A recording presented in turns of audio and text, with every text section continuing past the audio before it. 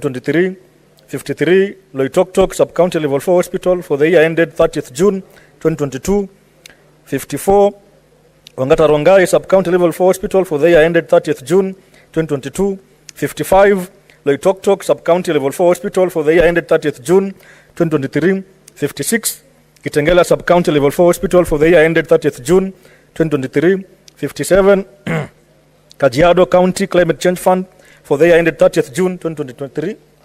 And lastly, Mr. Speaker, Ongata Rongai Sub-County Level 4 Hospital for the year ended 30th June 2023. I thank you, Mr. Speaker.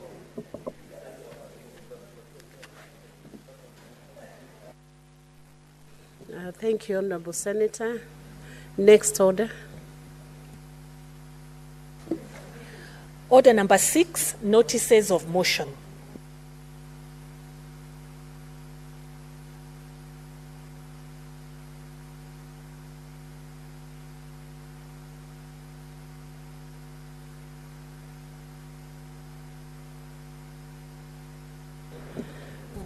I want to call Chair Standing Committee on Energy, Senator Wamatinga, to present a report of the Standing Committee on Energy. It's a notice of motion.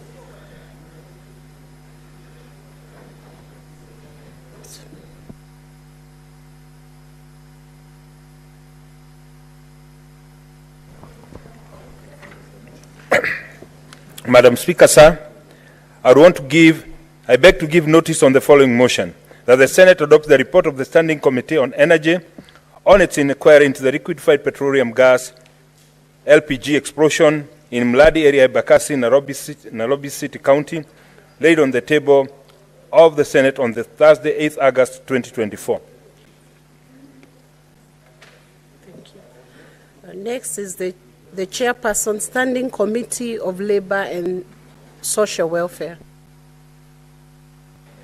Senator Mulgo, or any member of that committee. Oh, Mr. Speaker, sir, I beg to notice of the following motion, that the Senate adopts the report of the Standing Committee on Labor and Social Welfare on an inquiry into the plight of workers in the export processing zones, EPZS, in Mombasa and Kilifi counties, laid on the table of the Senate on Tuesday, 1st, 2024. On behalf of the Chair, I beg to move. Thank you. Next is the Chairperson, Standing Committee on Devolution and Intergovernmental Relations. Senator Abbas, or any member of that committee.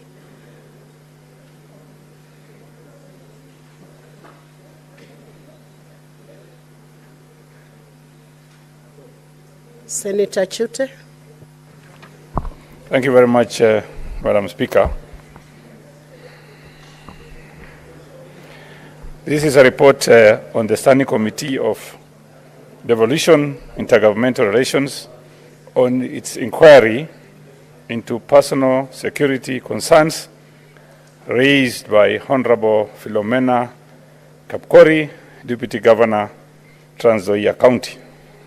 Madam Speaker, I beg to give a notice of the following motion, that the Senate adopts the report of the Standing Committee on Devolution and Intergovernmental Relations on its inquiry into the allegations on personal security concerns raised by Honorable Philomena Kapkori, Deputy Governor, Trans Nzoia County, laid on the table of the Senate on Tuesday, 1st October 2024. Thank you, Honorable Speaker. There is a second notice of motion from the same committee. Thank you, Madam Speaker. This is also another notice of motion. This is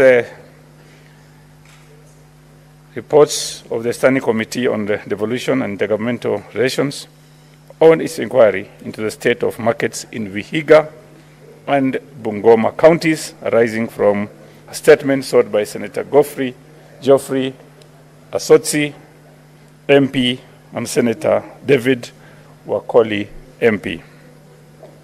Madam Speaker, I beg to give a notice of the following motion, that the Senate adopts report of the Standing Committee on Devolution and Intergovernmental Relations on its inquiry into the state of markets in Vihiga and Bungoma counties, arising from the statement sought by Senator Godfrey Asotsi, MP, and Senator David Wafula Wakoli, MP, laid on the table of the Senate on Tuesday, 1st October 2024. Thank you, Honourable Thank Senator. you, Madam Speaker. Next is the Chairperson, Standing Committee on National Cohesion, Equal Opportunities and Regional Integration, Senator Chute, to give the Thank notice. you again, Madam Speaker. This is a progress report on the Standing Committee on National Cohesion, Equal Opportunity and Regional Integration into an inquiry on the diversity and inclusivity in the staff composition of state agencies in Kenya. Madam Speaker, I beg to give a notice for the following motion, that the Senate adopts progress report of the Standing Committee on National Cohesion, Equal Opportunity and Regional Integration into an inquiry on the diversity and inclusivity in the staff composition of state agencies in Kenya, laid on the table of the Senate on Tuesday, 3rd October 2024. Thank you, Madam Speaker. Thank you, Senator Chute. Next is the Chairperson, Standing Committee on Energy, Senator Wahome.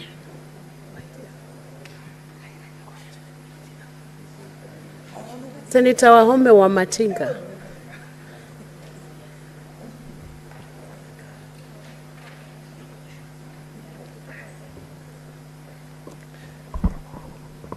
Madam Speaker, I beg to give notice of the following motion.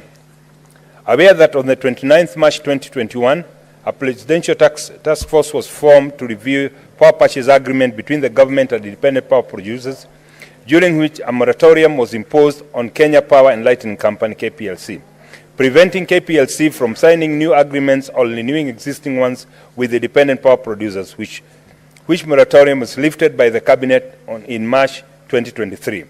Further aware that the National Assembly, via a motion adopted on the 19th April 2023, placed a moratorium restricting Kenya Power from signing and renewing power purchase agreement with the independent power producers, pending a report of inquiry by the Departmental Committee on Energy and the Constitutional House resolution on the report. Concerned that Kenya imports 17% of electricity from neighboring countries and faces a challenge as the growing demand for electricity is conflicted with the lengthy process of developing power plants, which usually takes 6 to 10 years from the conception to generation, leading to electricity shortage and load shedding, which impends economic growth.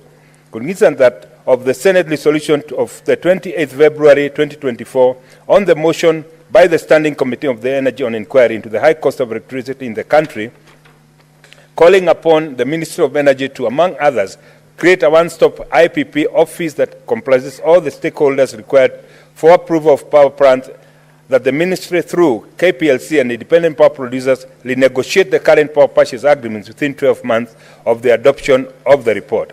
And now, therefore, notwithstanding the resolution of the National Assembly that imposed a moratorium on the Kenya Power, whose timeline has lapsed, the Senate, in order to caution Kenyans from high cost of electricity, resolves, 1, that the Ministry of Energy and Petroleum the Ministry of Energy and Petroleum and Kenya Power Lighting Company be allowed to enter into new power purchase agreements or renew existing power purchase agreements with independent power producers, and that the Energy and Petroleum Regulatory Authority, EPLA, fast-tracks the acquisition of the necessary licenses required by independent power producers with valid power purchase agreement for setting up power plants.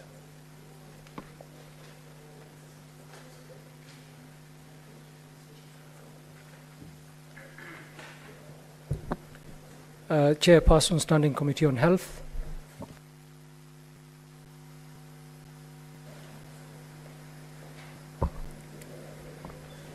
Thank you, Mr. Speaker. Mr. Speaker, sir, I beg to give a notice to the following motion, that Senate adopts the report of Standing Committee on Health on inspection of the tour of health facility in Western Pokot, Trans Nzoia, Turkana County, laid on the table of the Senate on Thursday, 5th December 2024. There is another one also. Mr. Speaker, I beg to give notice to the following motion, that the Senate adopt the report of the Standing Committee on Health on the county oversight and networking engagement to Taita Taveta, Mombasa, Kwale County, laid on the table of the Senate on Thursday, 5th December 2024. Thank you. Next order. Order number 7, questions and statements.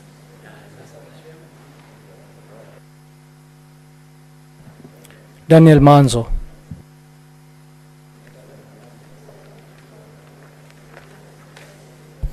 Thank you, Mr. Speaker. This is request for statement on the space debris incident in Mukuku Village, Makueni County. Mr. Speaker, sir, I rise pursuant to Standing Order 53-1 to seek a statement from the Standing Committee on National Security, Defense and Foreign Relations regarding the reported landing of a red-hot metal debris believed to be a separation of ring from a rocket or a suspected spacecraft in Mukuku Village, Makueni County on 30th December 2024. In the statement, the committee should 1. Identify the responsible country for the rocket or suspected spacecraft that caused the fallen debris and clarify whether the country is aware of the incident in Mukuku Village, Makueni County. 2. Assess the impact of the incident, stating damage, if any, to infrastructure, private property, and injuries sustained by residents, disclosing the party responsible for compensating affected parties. 3. Determine the environmental impact caused by the debris and outline any measures being undertaken to mitigate such damage. 4. Explain the measures the government has put in place to protect Kenyans from similar incidents in the future, particularly with regard to flight paths, security installations, and public safety. And finally, 5. Elaborate on the frameworks or international agreements that Kenya Space Agency, KSA, has established for managing space debris and addressing liability issues in Kenya. Senator Daniel Kitonga Manzo, MP, Senator for Makueni County. I thank you, Mr. Speaker. Senator for Marsabit County, Senator Mohamed Chute.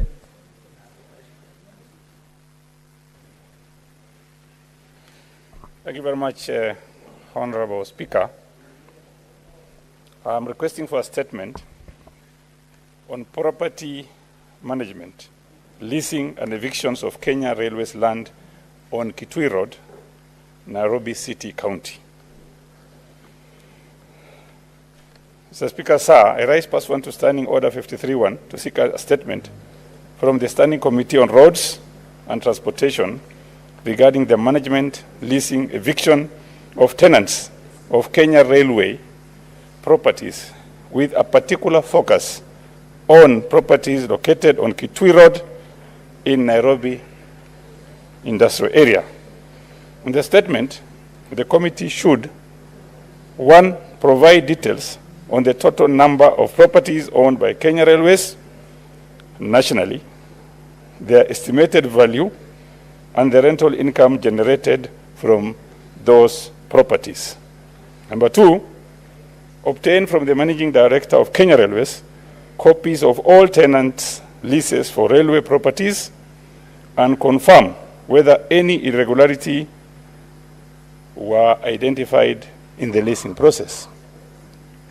Number 3, explain the circumstances under which Kenya Railway issued eviction notices for properties on Kitui Road, detailing who conducted the evictions, the legal basis of these actions, and whether Kenya Railway conducted an assessment to determine are the damages incurred by the tenants, particularly a company called Speedcraft Africa Limited, during the eviction.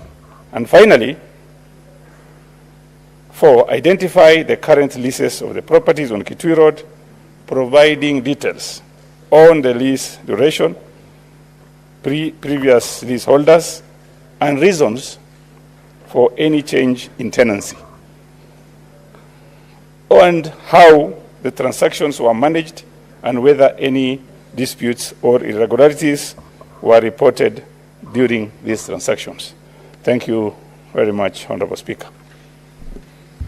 Senator for Embu County, Senator Alexander Mundingi.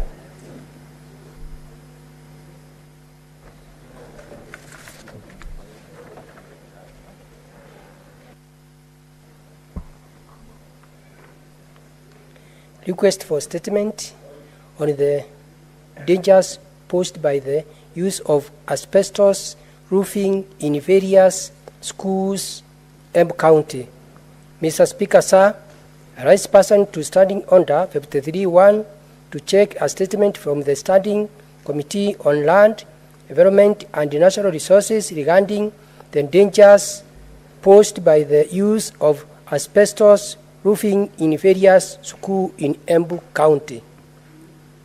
Mr. Speaker, sir, on 28 August 2024, the Cabinet Secretary for Environment, Climate Change and Forestry directed that the National Environment Management Authority, NEMA, remove the asbestos roofing from schools and other private facilities, citing public health safety concerns. The CS directed that all public institutions should remove asbestos roofing from their buildings within 3 months and dispose of them in line with NEMA guidance. In the statement, the committee should explain the measures the Ministry of Environment, Climate Change and Forestry has put in place to ensure the removal of all asbestos roofing in Kanja Secondary School, Kiangongi Secondary School, Kien Girls High School, and Isera Primary School in Runyenjes constituency, Nyangwa Boys Secondary School, and Queen of Peace, Wango Secondary School in Mbere South constituency, and Cameo Secondary School in Manyata constituency, or in Embu County. And 3, provide timelines established by the ministry within which the asbestos roofing in these schools should be replaced in order to protect the student, teachers, and others employees from the dangers associated with asbestos, such as the risk of cancer. Thank you, Mr. Speaker, sir. Alexander Mundingi, Senator, Embu County. Senator Nairobi City County, Senator Edwin Sifuna. Thank you, Honorable Speaker. I rise pursuant to Standing Order 53-1 to seek a statement from the Standing Committee on Health regarding the poor working conditions and lack of essential equipment and kits for community health promoters in Nairobi City County. In the statement, the committee should 1, explain why CHPs in Nairobi have not received essential personal protective gear such as gloves, raincoats, gumboots and masks necessary for their safety and professional work. Number 2, outline measures being taken to address the technological support gap for CHPs, including the provision of adequate or proper smartphones for online reporting and reliable data bundles to facilitate such reporting. Number 3, cause an inquiry into the causes of delays in remitting stipends to CHPs who currently face waiting periods of up to 6 months without payment. Number 4, clarify why CHPs have been required to conduct social health authority registrations for the public without adequate facilitation and support to perform this duty effectively. And lastly, Honorable Speaker, detail efforts to enhance training for CHPs on the use of electronic community health information systems to ensure efficient reporting and awarding of marks, which are critical for their timely payment of stipends. I thank you, Honorable Speaker.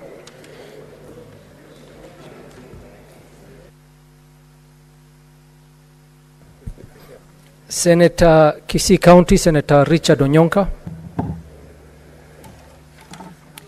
Thank you, Mr. Speaker. Mr. Speaker, I rise pursuant to Standing Order number 53-1 to seek a statement from the Standing Committee on Land, Environment and Natural Resources concerning the detrimental effect of ongoing quarry activities affecting the residents of Kisii County. Mr. Speaker, reports from the ground indicate that there is an alarming level of environmental degradation, including the destruction of critical natural resources, the pollution of the water resources and the environment, and the erosion of land that was once used for agricultural purposes. More troubling, however, Mr. Speaker, the allegations that we are having forced displacement and destruction of property by a company called Nyando Building Extracts Limited, owned by the Chinese people who have come to do the manipulation and the collection of these minerals. Mr. Speaker, without adequate compensation, individuals are being harassed and they are being forced, and sometimes bribery is being given so that these individuals can be told and forced to leave their pieces of land where they stay. Mr. Speaker, in this regard, I am requesting the committee to, number one, investigate and report to the Senate the status of the mining licenses that were granted to this company, which is conducting quarry operations in a place called Kiomoncha location, Marani sub-location in Kitutu Chache South constituency, to give information and agreements which were signed for an area called Mote Momwamu, where there's a black product which nobody knows what it is, that is being mined from this place called Mote Momwamu between Kisii County and Nyamira County boundary. And finally, Mr. Speaker, the other place that mining is taking place by the same Chinese company is in Tabaka, where the Tabaka soapstone quarry is providing minerals, materials which are being used by this company to manufacture tiles. Mr. Speaker, number two, I would want the committee to state whether the Ministry of the Environment, Climate Change and Forestry conducted any environmental assessment impact on the area before these operations were allowed to commence trade and before they were offered licenses, so that we can have a provision of the findings of such assessment. Number three, Mr. Speaker, I would like the committee to explain any steps that the ministry has taken to ensure that the rights of the local community, particularly with regards to the individuals who've been displaced by force, whether they have been provided any compensation as regards to the law. Number four, Mr. Speaker, I would like the committee to outline any measures the ministry is taking to investigate and to investigate and address the actions that the ministry is taking to mitigate the environmental degradation that is taking place within all these three areas where this mining is taking place. Finally, Mr. Speaker, I know that under the KK Alliance manifesto, the argument was that any mining that would take place, and the mining needed to take place in those particular areas, like in Kisii County, that whoever that was coming to mine would then be required to set up a factory or an industry to employ local personnel so that they can do value addition for those minerals to make sense to our communities. Mr. Speaker, I hope that this matter will be handled expeditiously because it is really damaging our environment and there is a lot of air pollution within our area. Thank you, Mr. Speaker, and with those few remarks, I say thank you. Senator Enoch Wambua.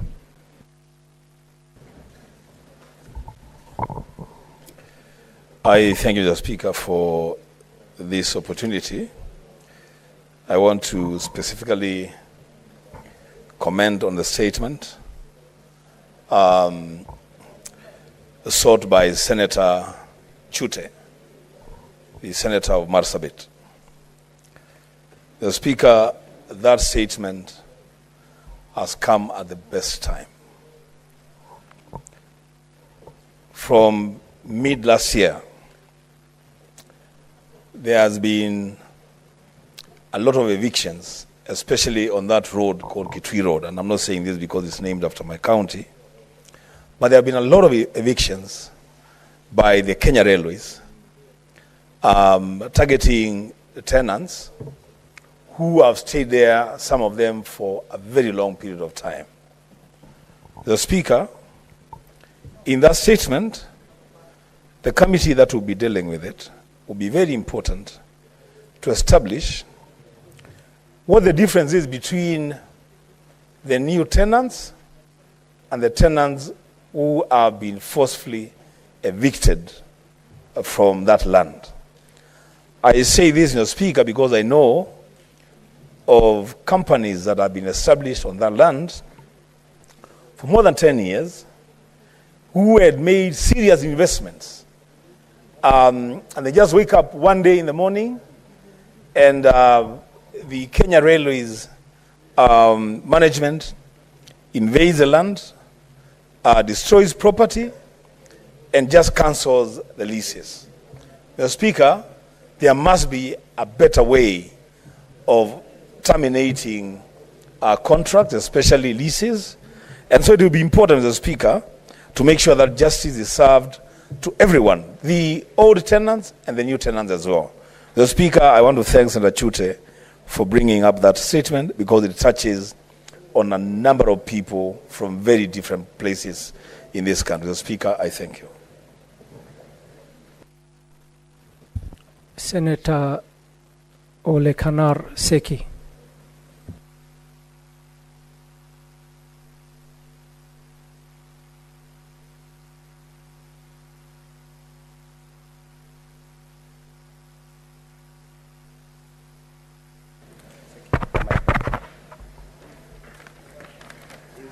Thank you very much, Honorable Speaker.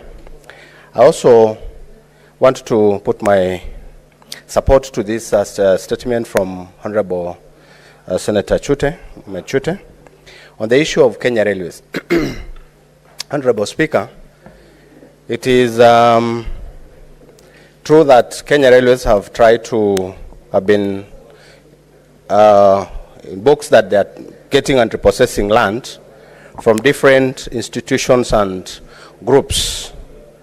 I want to support this statement and say that this statement has really affected even most of our communities, particularly in different occasions. There is one group that called the Ma group around these areas of around Nairobi, around the Kenya Railways headquarters, and they have a number of monies that they are still holding for the Maasai community, particularly Honorable Senators, can we compensation. consult in low tones, please, so that we can hear Senator Seki? On the compensation of the Ma community. I want to believe that this money needs to be given to the members of the Ma community on the land that they bought around Ambakasi area. Honorable Speaker, it is true that this statement has come on the right time, and we want Kenya Railways to compensate the Embakasi Ma Group, which they are still holding that money. And we want to believe that possibly they want to give to different groups of individuals. And we want to come against that such that each and every person be compensated for those, that list that was there, who had rights to have that right of that land. Honorable Speaker, I want to believe that this land also of Mheshimiwa Chute needs to be compensated accordingly. Otherwise, thank you very much for this kind of statement. Thank you very much. Senator Arun Cheriot.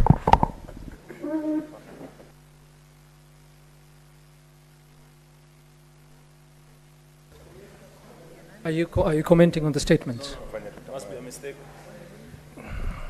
Senator Miraj Abdurrahman.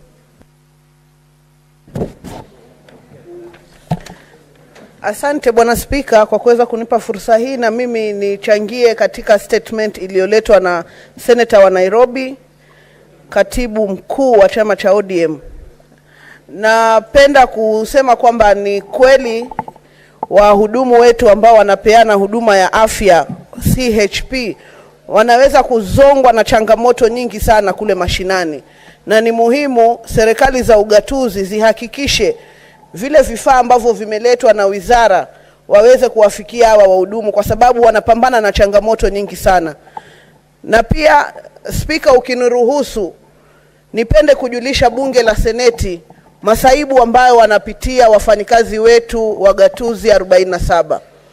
Yuko mwanadada mmoja ambaye aliweza kwenda katika kupata huduma ya kujifungua, akaweza kufanyiwa operation katika gatuzi ya Taita Taveta. Kwa bahati nzuri ama mbaya, wahudumu wakalemewa Bwana Spika. Msichana kama yule akaweza kupelekwa Aga Khan Hospital Mombasa. Tunavyozungumza hivi sasa, mwanadada kama yule ameaga dunia na anadaiwa kiwango cha milioni 9. Afueni ya kwanza, familia walikimbia katika idara ya afya ili waweze kusaidika na huduma ya bima ya SHA. Cha kushangaza ni kwamba gatuzi ya Taita Taveta imekuwa ikimkata dada kama huyu ambaye ni mfanyikazi makato ya SHI, lakini hayajaweza kufikishwa katika taasisi kama ile. Hivi tunavyozungumza, mwenda zake Sabina Chari Mwachofi analala kwenye mochari bila kujua hatima yake. Ningependa sisi kama bunge la Seneti ambao tunagawa pesa Bwana Spika kuzipeleka mashinani, wafanyikazi wa gatuzi wanakatwa pesa na makato yale hayafiki katika taasisi husika. Je, sisi kama Seneti tutaendelea vipi kupeleka pesa katika magatuzi yetu 47 wakati magavana wananyanyasa wafanyikazi wao? Hili ni jambo ambalo ningependa kakangu Senator wa Kilifi, naona unaniangalia, kiongozi wa walio wachache. Je, tutawasaidia vipi hawa wafanyikazi? Sisi katika komiti ya civic tuliweza kuzungumzia masuala ya makato ya uzeeni, lakini ni jambo la kusikitisha kuona ya kwamba mfanyikazi wa serikali ya Kenya wa gatuzi anakatwa makato na hayaendi katika taasisi husika. Familia inadaiwa milioni 9 wakijua watapata afueni katika Taifa Care. Makato kama yale hayajafika kule. Tutaenda kumsaidia vipi Mkenya ambaye amekubali kukatwa, makato yake hayaendi anapostahiki? Asante Bwana Spika. Senator Manzo.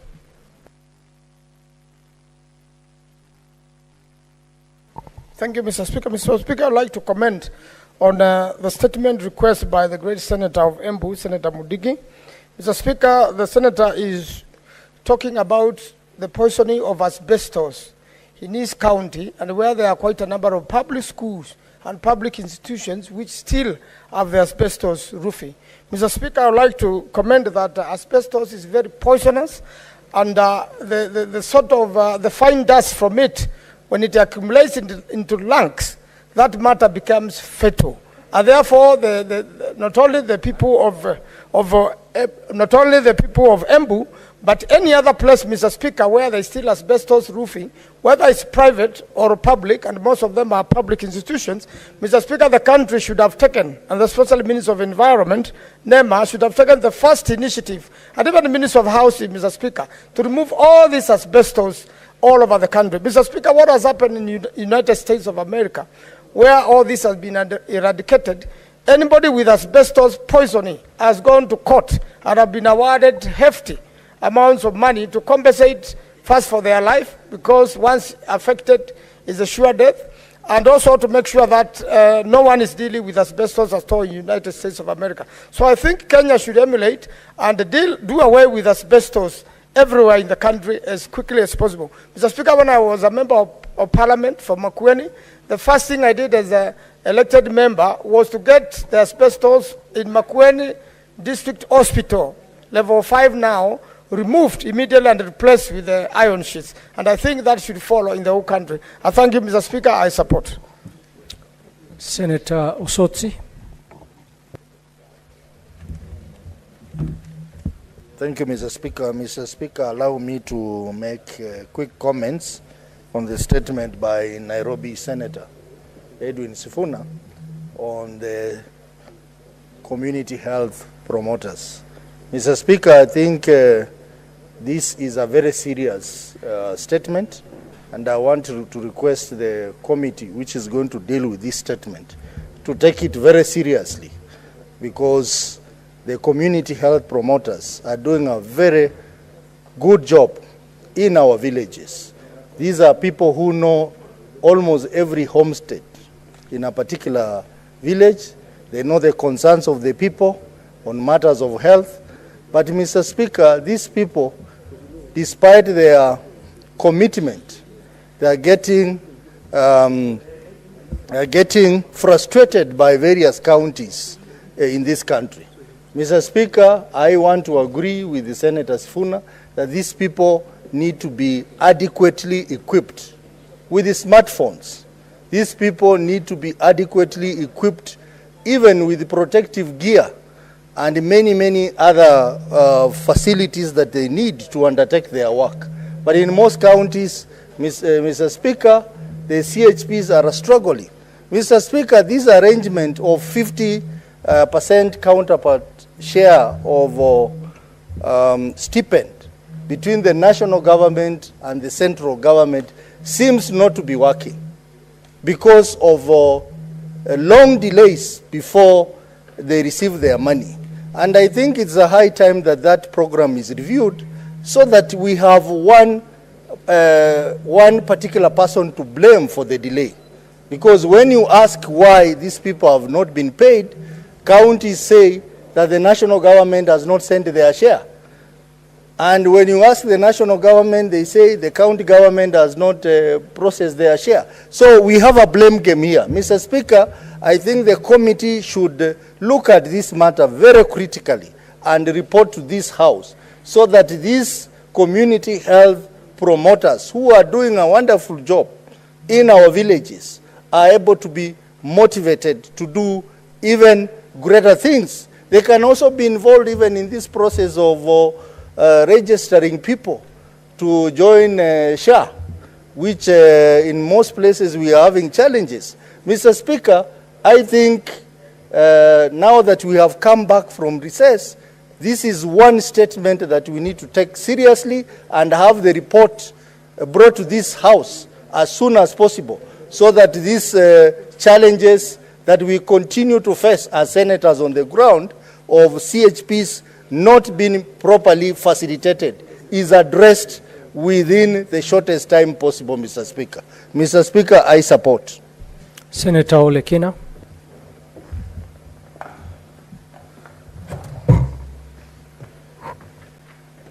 Mr. Speaker, thank you for allowing me to make some brief comments. And I'm going to start with a statement by the distinguished senator from Nairobi County. Mr. Speaker, it is very sad that the Senate does not participate in the budget, in the approving of the budget. Although we spend time and we focus on the budget making process in terms of giving ideas, a statement like this is something which I hope all senators would really take keen interest in it. SHA alone has been allocated in the 2024-25 financial year about 25 billion shillings. And for Senator Sifuna to come and raise a statement and say that CHPs are not getting their money, it shocks me as to why we should give a new entity such a huge budget, yet people down there who are supposed to be doing the registration are not getting the money. They're not being paid. Before these estimates were reviewed, SHA had been allocated 13 billion. An additional 12 billion is being allocated to them, so it will be 25 billion. So I think it is important, and I really hope that all of us can now start focusing on healthcare. We came up with a bill in this House. We passed it on community health practitioners. But we didn't think about their training. We didn't ask ourselves the questions as to, hypothetically, if they encounter people with mental challenges, how do they deal with them without that training? Now we are requiring these people to go and register members to be deducted. Every member here is deducted, I think, an estimate of about 25,000 shillings every month for sure. Is it 33? 33. Housing levy, I think, is the one which is 18,000. Yet we cannot really take this money to train these people, support these people, pay them their money. So I'm glad that all of us are now alive to the fact that these are challenges that we must, as the Senate of the Republic of Kenya, really think twice. When we are here and health is devolved, we need to be able, each one of us, all the delegation of the 47 counties, as the Committee on Health is looking at these issues or this statement raised by Senator Sifuna, we should ask ourselves in our own county, how many community health practitioners have not been paid their money? Even Nairobi County, and this is close to the headquarters of where the money is, they wait for a period of about 4 months. What about in our rural areas? How do you expect our people to go and register members of SHA, yet you've not even given them their stipend? I think we need to really think seriously. And I'm happy, Mr. Speaker, that now, during our recess, we were reminded of the role that we play in terms of defining the term parliament that includes both the Senate and the National Assembly. So now I want to call upon all of us, as we look at our counties. First of all, it is important for each one of us here, head of delegations, members of your delegations, to know how many community health practitioners do you have in your own county. Have they been paid? In fact, I think even the little cash we are given for our oversight, we should set up a toll-free number for these community health practitioners to call and say, I have not been paid. And when they call, you can actually look at a list and say, for instance, in Narok County, I have 30 wards. I say, which ward are you? I have the name. But I can tell you right now, if I ask Senator Sifuna, who's got probably about 100 and something county, 95 wards, 85, he doesn't know where all these people are. So it is imperative that this time around, given that we have 2 years, can we give our citizens, the people we represent, a reason to re-elect us? Those who may want to come back to the Senate, those who may want to go into other positions. For once, when I look around, I'm not seeing anybody who is in their 20s. Everybody here is at that age where you're content. There's nothing else you're going to earn. Now it's just a matter of sitting down, enjoying, thanking God. Most of us look at this job as a thankless job. But can we at least take these prime years and say, we give back to the community? We fight. The first place we can begin is in supporting Senator Sifuna's statement and making sure that we push out of that 25B going to SHA, at least when the money is released, we follow it to make sure that these people are paid. Finally, Mr. Speaker, it is important that at least we all push for the training of these community health practitioners. They are there, they are supposed to be helping people. Sometimes you might even find others prescribing medicine. But if they prescribe and they have no training, are they not going to kill our population? So, Mr. Speaker, I hope that we can take all of us. If you've not seen this statement by Senator Sifuna, please ask for a copy of it. If you didn't hear the question that he asked, ask for a question of it and see how it can apply to your own county. Thank you, Mr. Speaker. Senator Oburu.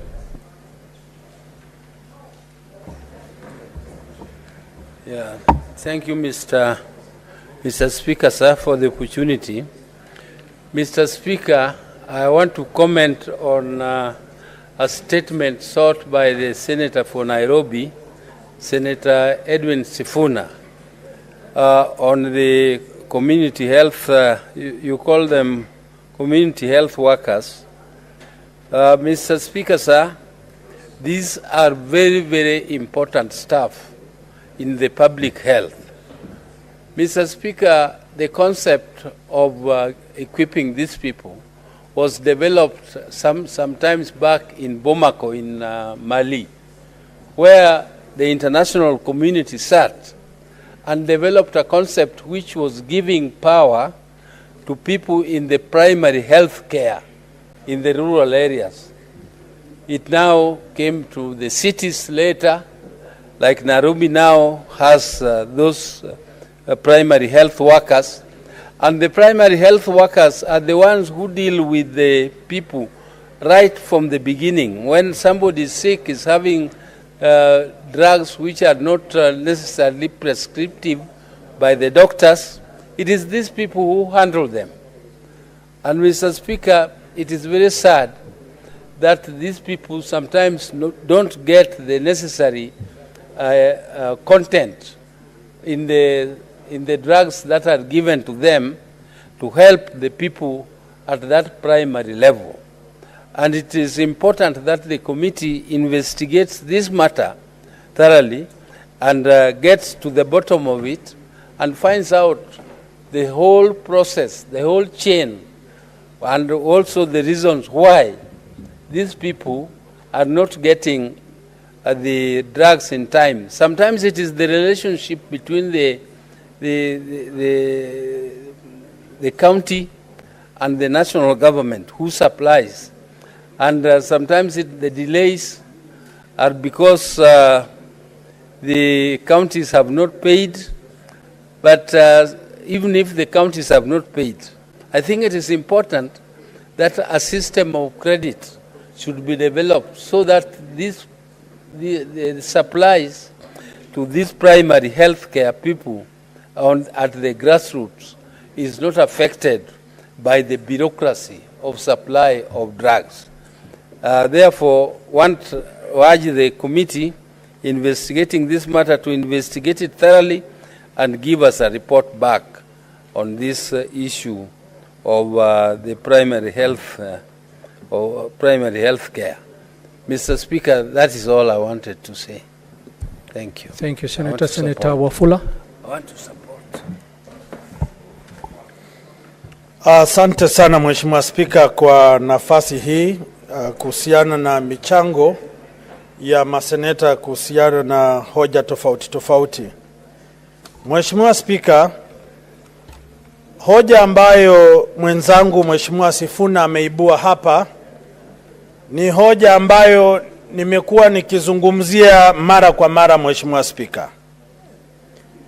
Mheshimiwa Spika, kile ambacho nimeona matabibu hawa mashinani ni kwamba wako na mikoba, wako na simu za rununu, lakini Mheshimiwa, kwenye mikoba hiyo hakuna dawa. Vile vile kwenye mikoba hiyo hamna pesa. Hata kwenye begi hizo Mheshimiwa Spika hazina ala za matumizi kama kupima damu na mambo kadhaa. Na kila ambacho yapaswa sisi tujiulize Mheshimiwa Spika, tulikuwa Naivasha tukijadili kwamba iwapo serikali itaweza kuongeza mgao wa fedha na tukubaliane kwamba fedha hizi either zitatoka kwenye serikali kuu, pale ambapo serikali ya Nairobi italipa kwa mara moja, kwa awamu moja, au fedha hizi ziongezwe na serikali za kaunti zilipe wafanyikazi hawa kwa awamu moja. Lakini kile kinachodhihirika wazi, Mheshimiwa Spika, ni mchezo wa paka na panya, na wale ambao wanaumia, Mheshimiwa Spika, ni wafanyakazi waliojitolea, lakini wanaongozwa na viongozi dhalimu wasiokuwa na moyo wa utu. Pale ambapo wahudumu hawa wanapodai mishahara, wanaambia hata hatukukuajiri, hakuna mkataba kati yetu na nyinyi, tunawafanyia tu hisani kwamba nyinyi ni watu wa kaunti zetu. Sasa kando na kudhibiti mfumo wa kulipa mishahara, lazima kuwe na mikataba mahususi ambayo itatia either serikali za kaunti kuwajibika ama serikali za Nairobi kuwajibika, ili watumishi hao wa kaunti zetu waweze kudumia watu wetu katika njia inayostahili. Mheshimiwa Spika, hoja nyingine ambayo ningependa kufafanua ni hoja iliyoletwa hapa na Mheshimiwa Mundigi. Mheshimiwa Mundigi amedai kwamba waziri alitoa ilani kwamba paa za mashule za masomo ama taasisi za serikali ambazo haziendi ama ziafiki mfumo wa kisasa wa paa hizo ziondolewe. Swali ni je, waziri anapotoa ilani paa hizo zitolewe katika taasisi za serikali, ametia mpango upi tayari kwa serikali kuweka kwenye bajeti pesa za kuweka paa mpya katika taasisi za serikali? Shule ni taasisi za serikali, na hakuna pesa za ziada za shule hizi kubadilisha paa. Iwapo kujenga madarasa peke yake ni shida, kujenga maabara ni shida, kujenga vyumba vya wanafunzi kulala ni shida, itawezekanaje wabadilishe paa na wakose kuajiri walimu, ala za matumizi na kadhalika? Mimi naomba serikali, mawaziri wanapotoa ilani, lazima wafanye kile tunaposema kuhusisha kwa jamii katika kuamua miradi ya maendeleo. Lakini haiwezekani kila mara wanatoa ilani pasipo kujadili na washikadau. Mwisho kabisa, nimeona hoja kuhusiana na shirika la reli la humu nchini. Hiyo ni mali ya umma.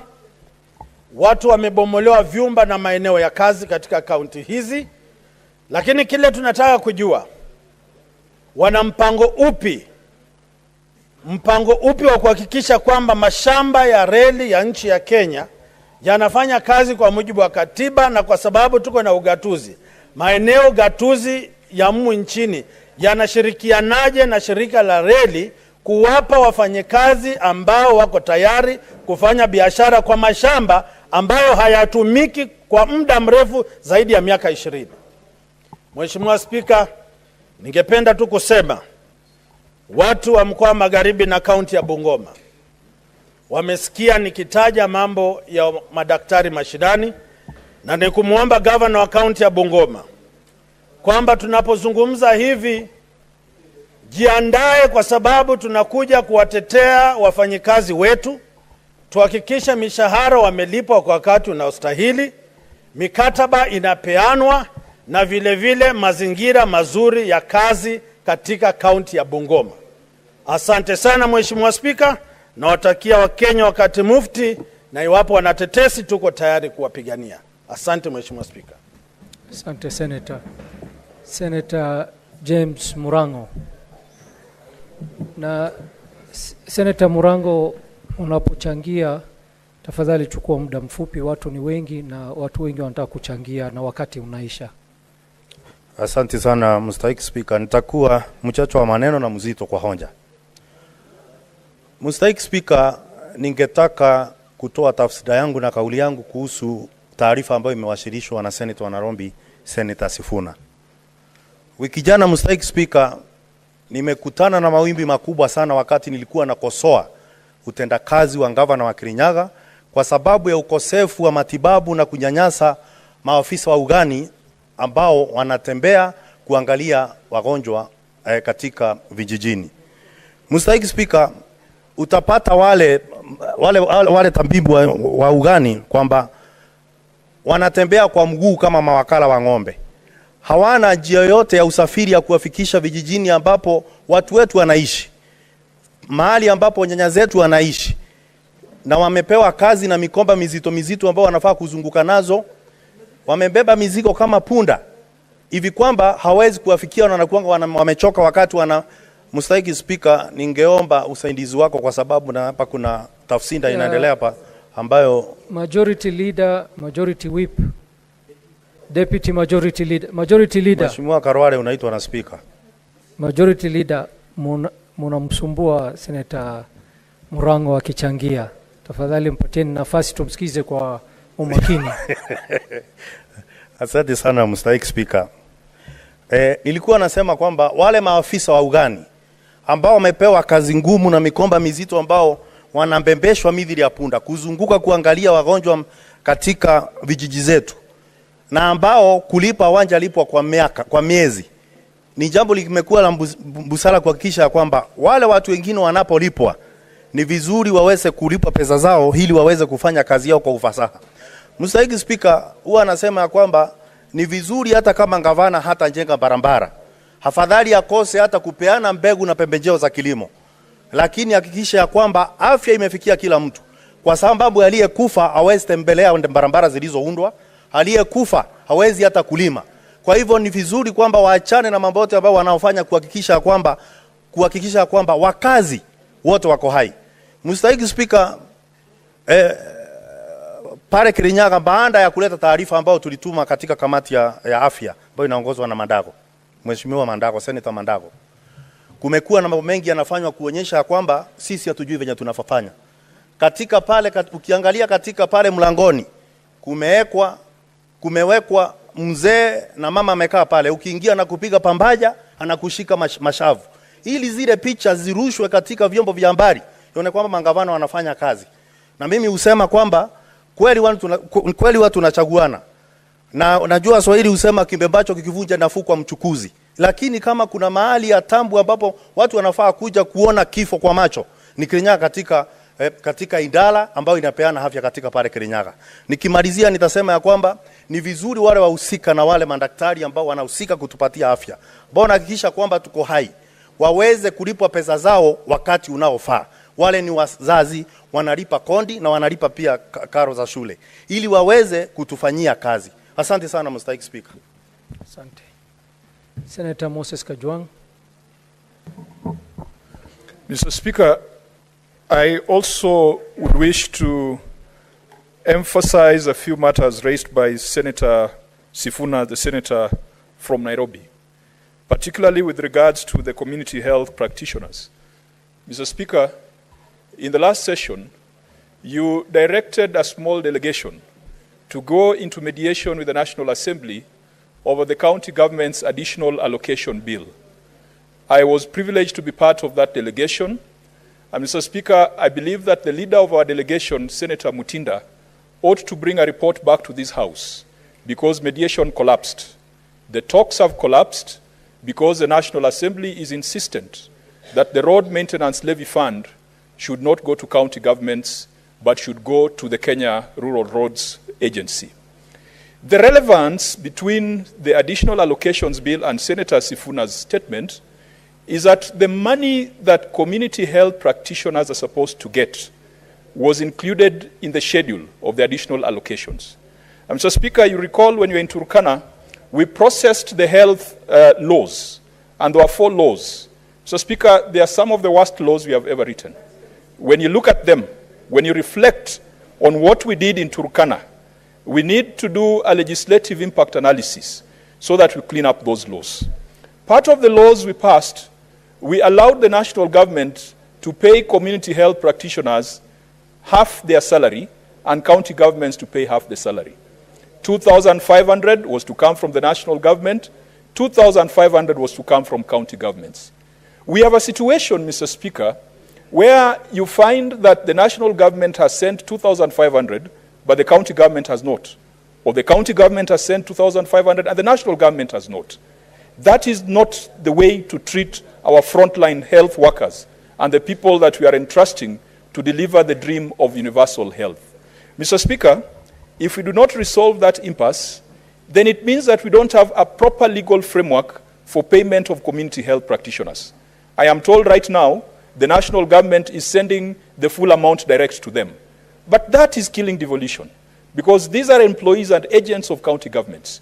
They cannot be converted to be agents of the national government. We need to deal with this matter as a matter of urgency. And Mr. Speaker, even though I've seen a motion or notice of a motion in the order paper that we will be dissolving committees, the health committee, the gentlemen and women who will go into that health committee, I want to urge them that the first inquiry that they should embark on, and I think this House must also register its compliments to Governor Senator Mandago for the robust manner in which he has handled the Health Committee as chair, because he has brought visibility to the Senate and visibility to the activities of that committee. But this issue of social health authority, Mr. Speaker, we must go back to those laws that we passed in Turkana. The issue of registration of indigents, I think they are called indigents. When we were in Naivasha, we were told by the Commission on Revenue Allocation that the health data that is coming from county governments cannot be trusted. And it was on that basis that they dropped the old indicators or the old variables that we were using for dividing revenue amongst county governments. Why? Because they claim that counties are either underreporting or overreporting. We saw a typical case where in a certain year you had 90,000 hospital admissions, and then today you have 400,000 hospital admissions. Are we going to trust the records and the data that is coming out of this SHA registration being done by the community health professionals? County governments have already known that if they register more, then more money is sent to those facilities. Mr. Speaker, let us be honest with ourselves. Our county governments are gaming the system. They know that if a health facility registers more people, more money will go there. And they are going to register ghost people because there is no cost to registration. Once you register, there's a capitation of 900 shillings that goes to that facility. The second thing we have to ask ourselves is whether that capitation of 900 shillings is adequate to provide universal health. Mr. Speaker, the third thing that this committee must investigate is the issue of medical equipment placement. Mr. Speaker, that thing is a scam. We said it in my committee, and the next day the president was at the coast. He said that our heads are not proper because we are questioning that matter. We shall continue questioning things that do not make sense because they touch on the most vulnerable in this country. Mr. Speaker, as this committee processes this statement, I do pray that they are going to launch a full inquiry into the state of universal health, into the state of legislation, into the welfare and plight of community health practitioners. But, Mr. Speaker, please direct that the team that went into mediation with the National Assembly should bring back a report. I know it is not in our standing orders, but if 42 billion cannot go to counties because of failure of mediation, Mr. Speaker, I believe that that committee or that delegation has a responsibility to come back. I support Mr. Speaker. Thank you, Senator Kajwang, and welcome back. Senator Karen Nyamu.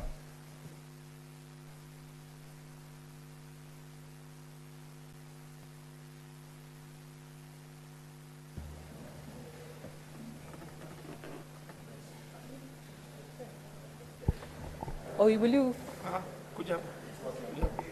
Oh, it's on now, Mr. Speaker. Thank you, Mr. Speaker. I want to thank my head of delegation, Nairobi delegation, Senator Sifuna, for bringing this very important statement before the floor of the House. Last year, Senator Sifuna did convene a meeting of 1,000 towards the end, during the recess, towards the end of last year, in the December holidays. He did convene as part of our oversight, Nairobi delegation oversight program, a meeting of 1,000 CHPs from Nairobi County, where we got this very key feedback, very shocking feedback, actually, Mr. Speaker. The CHPs are operating without the phones that have the latest technology. They're doing very key role to register even the share of the people in the ground using very poor facilitation if what the phones they're using is anything to go by, Mr. Speaker. The mood of the country right now is to embrace universal health care. And that should be reflected in how we facilitate, in how we empower our CHPs.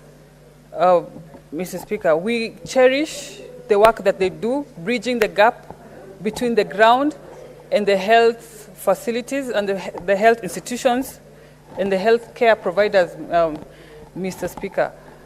I want to urge the committee, the health committee, as they investigate what Sifuna has presented, to come up with proposals that are going to empower this very key component of universal health care. 107,000 in the country, 7,800 in Nairobi, doing a very key role in the health sector. Mr. Speaker, find ways and propose ways where we can empower them so that this key role is effectively done, Mr. Speaker. Thank you. Senator Eddie Okech.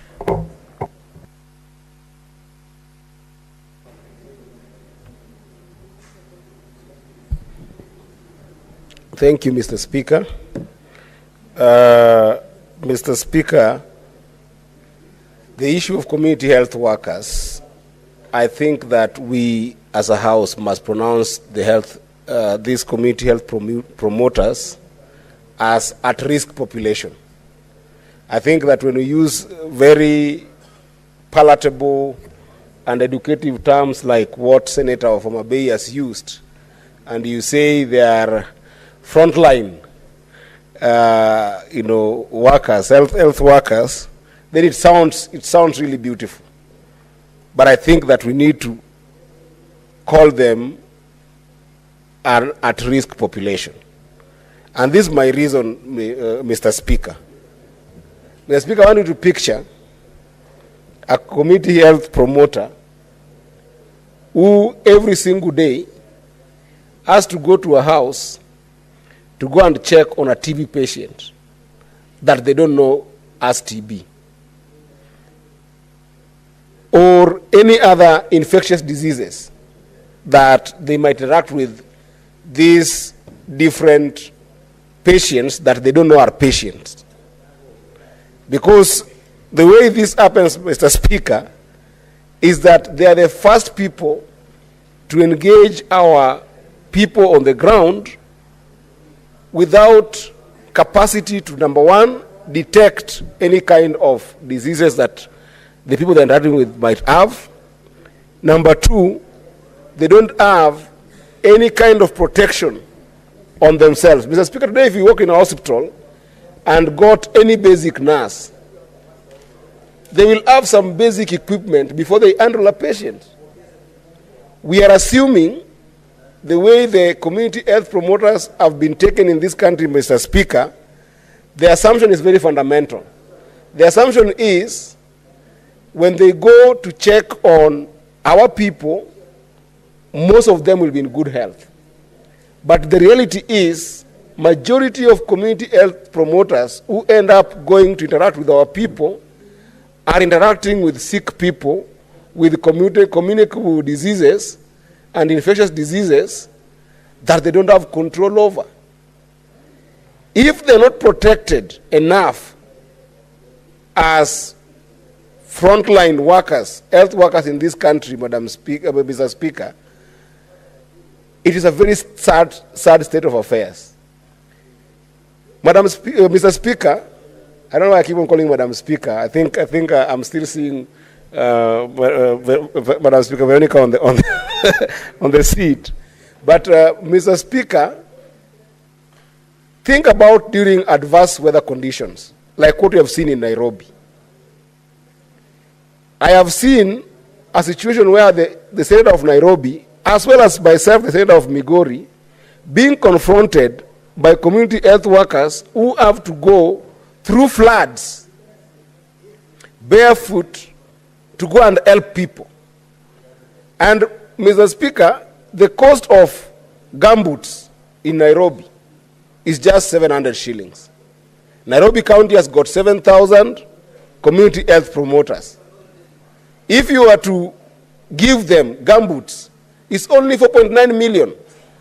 Is 4.9 million, Mr. Speaker, that is a very small budget for a governor. But for me as a senator, that's a lot of money. I don't have it. When I'm confronted by community health workers, 7,000 of them, right? I know Cheriot, Senator Cheriot is a majority. Perhaps he has got some other pockets. But me as senator for Migori, we have got 3,011 community health workers in Migori, Mr. Speaker. If they confront me to buy them gumboots, I cannot be able to buy for them, Mr. Speaker. So I think that this inquiry must be a special inquiry in Senate. Because without them, our people will face a lot of problems. But with them, also being exposed to other diseases, we are getting more people sick. Lastly, Mr. Speaker, very lastly, Mr. Speaker, we haven't addressed the issue of community health volunteers before they became community health promoters. In Migori County, for instance, Mr. Speaker, when we passed the law to go from community health volunteers to community health promoters, we had over 2,500 community health volunteers. And the bill in Migori County, Mr. Speaker, was 83 million in stipend to those people who had worked for years as community health volunteers. They have never been paid, Mr. Speaker. I think that as a House, we must, just like we have been fighting for councillors to get their compensation and any other people who have worked in this country without ever getting their fair share of their service, we must work hard and make sure that community health volunteers who were there before community health promoters are also given their money and they are paid their dues because they served and they served diligently. With that, Mr. Speaker, I support and I hope that the committee will put a proposal to actually lead to a proper inquiry into this issue of community health promoters. I thank you, Mr. Speaker. Thank you, Senator. The last two speakers, because of time, will be Senator Kisang on this side and Senator Minority Leader on this side. Senator Kisang, please be very brief. We are out of time. Thank you, Mr. Speaker. I'll be very brief because of what you've just said. Honorable Speaker, I want to comment on the statement by Senator for Nairobi. Honorable Speaker, the community health promoters are the same ones who used to do volunteer work before the laws were passed. And these are people who have done great work for the last maybe 10, 20 years. And Honorable Speaker, if you talk to them, most of them are suffering because the governors, the county governments are not paying them the 2,500 stipend every month. But luckily, at least they are getting the one from the national government regularly. In fact, I interviewed a few of them during the recess, and they are getting from the national government, but the county governments, they delay as far as even 4 months, Honorable Speaker. Honorable Speaker, we would also maybe propose that the county governments attach these particular community health promoters, Honorable Speaker, to a particular health facility, maybe a dispensary or a health center, or even a level 3 or level 4 hospital, Honorable Speaker, so that in between, maybe regularly they get trained, because we are also saying they have not been exposed to training, so that, you know, when they get some emergencies, they have some basic trainings, Honorable Speaker. Honorable Speaker, even as this particular statement goes to the committee, we also want the health committee to look at the statement very well and see, maybe even propose some changes, because also 5,000 alone, Honorable Speaker, is not enough. These are people who are doing very useful work. If they get basic knowledge, so that, you know, they can also help in preventing some common diseases, Honorable Speaker, this we could increase the stipend to about 10,000 so that they can move around. In fact, what Senator Edi said is to give them gumboots. In fact, we need to propose, Honorable Speaker, if possible, a cluster of them within a particular ward. The governors can buy for them motorbikes so that it's easy for them to move around, and give them resources for fuel so that they can reach our people in good time, and also assist if there are any emergencies. Honorable Speaker, I submit, Mr. Speaker. Minority Leader.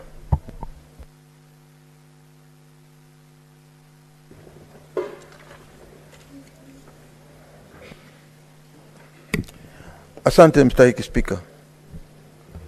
Mstahiki Spika, kwanza nataka kupatia kongole seneta wa Nairobi ndugu yangu Edwin Sifuna kwa kuleta taarifa hii ama mswada huu ambao ni muhimu sana kwa watu walioko mashinani kote nchini. Bwana Spika, tukiangalia kitu cha kwanza ni kwamba hoja hii nikiunga mkono kwa dhati ni kwa sababu ya kwamba wale wanaofanya kazi katika vijijini ni watu muhimu sana, na inatakikana kwa ukweli waangaliwe na zile kaunti wanazotoka. Bwana Spika, ni jambo la aibu kuona kwamba hapa Nairobi ambapo ni jiji kubwa, jiji letu la hapa Kenya, leo linaweza kuwa na watu wanaojitolea kufanya kazi katika community ama katika jamii, ili wakiwa wamejitolea namna hiyo ni kwamba wao pia lazima waangaliwe kwa uangalifu. Lakini tukisikia kwamba hawaangaliwi, leo watu wanaenda na miguu kavu, yaani yale maguu yao hayavai hata zile tunazita za kuvaa kama slippers ama sijui tunaita tunaweza kuziita namna gani, lakini vile viatu ambavyo zaidi sana ndugu zetu wa Kikamba huwa wanavaa za mpira, ni kwamba akala ama zinaitwa kwa jina la I think la Kijaluo zinaitwa akala. Sasa ikiwa wanatembea na viatu kama hivyo, ni watu ambao hawana gumboots kama alivyosema katika taarifa yake ndugu yetu katibu wa chama cha ODM na ndugu yetu Sifuna, ni kwamba ikiwa hali kama hizi, hali tetesi kama hizi, hawa watu wana dalili za kwamba wanaweza kupata ugonjwa wakati wowote, ama wanapata magonjwa na alafu hawana njia za kwenda kuona kwa daktari, kwa sababu hata hii insurance inaitwa SHA ama SHI haifanyi kazi ama haitambuliwi. Bwana Spika, sisi wenyewe tukiangalia upande wetu wa huko nyumbani Kilifi, tutaona ya kwamba kuna jiji kubwa kama la Mtwapa, jiji kubwa kama la Malindi, jiji kubwa kama la Mariakani, Kaloleni na miji mingine kama Kilifi Town. Bwana Spika, kuna watu pia wamejitolea, na ingekuwa muhimu zaidi zile serikali zetu za ugatuzi ziweze kuwaangalia hawa wanaofanya kazi ya kujitolea ama wanaofanya kazi katika jamii, ili waweze kuona watapata faida gani, ili wakiwa wanajua kabisa kwamba wanaangaliwa vilivyo kiafya wakati wote wakiwa ni wagonjwa. Hususan tunasema ya kwamba wao wanaweza kupewa vifaa vya kufanyia kazi, sio vile ambavyo wananunua wenyewe alafu wanajitolea. Miaka mingi iliyokwisha tunajua kuna kina mama walikuwa wanazalisha watu, wao walikuwa si madaktari kama Dr. Khadwale. Ndugu yetu Dr. Khadwale anaweza kutueleza kabisa ya kwamba katika miaka ile iliyokwisha tulikuwa na kina mama ambao walikuwa ni wale wanaitwa wakunga, wazalishaji wa kina mama. Si lazima watu waende hospitali, na walikuwa experts. Kulikuwa hakuna haja ya kukatwa, sijui unakatwa inaitwa cesarean, hakuna, lakini walikuwa wanazalisha, na si kila mama alikuwa anaweza kwenda hospitali kuzaa. Watu kama wale walikuwa wanaangaliwa na zile maeneo wanaoketi ya munispa, walikuwa wanaangaliwa na wanalipwa. Kwa hiyo tunataka jukumu kama hilo pia liweze kutekelezwa kiukamilifu zaidi katika serikali zetu za ugatuzi. Mimi naunga hii statement ya katibu wetu wa ODM ndugu yetu Sifuna. Asante sana. Senator Mofire. Honorable Speaker, for capturing my Honorable Speaker, I want to start from the onset by congratulating Senator Sifuna, because he has brought a very critical point in this arrangement. And I think, Honorable Speaker, because this matter might be referred to the Committee of Health, committee should make sure that this matter is replicated in all counties, because this is a very crucial aspect that has been initiated in our counties, Honorable Speaker, but counties have not been able to make sure that these people are endowed with resources that are required to make sure that they work efficiently, they work effectively, and in a very good environment, Honorable Speaker. It's a brilliant idea because these are the people who are down to the earth and they are reaching to every patient at home. But I think the counties must move with speed and make sure that they equip this team so that maybe they can be able to realize the aim of having this team on the ground. So, Honorable Speaker, I think because this matter might respond to the Committee of Health, the committee should move with speed and make sure that this matter is investigated across the country so that we can have all those the CSVs being equipped, being given the necessary equipment to make sure that they realize their goals as a team. Thank you, Honorable Speaker. I support. Senator Onyonka Richard.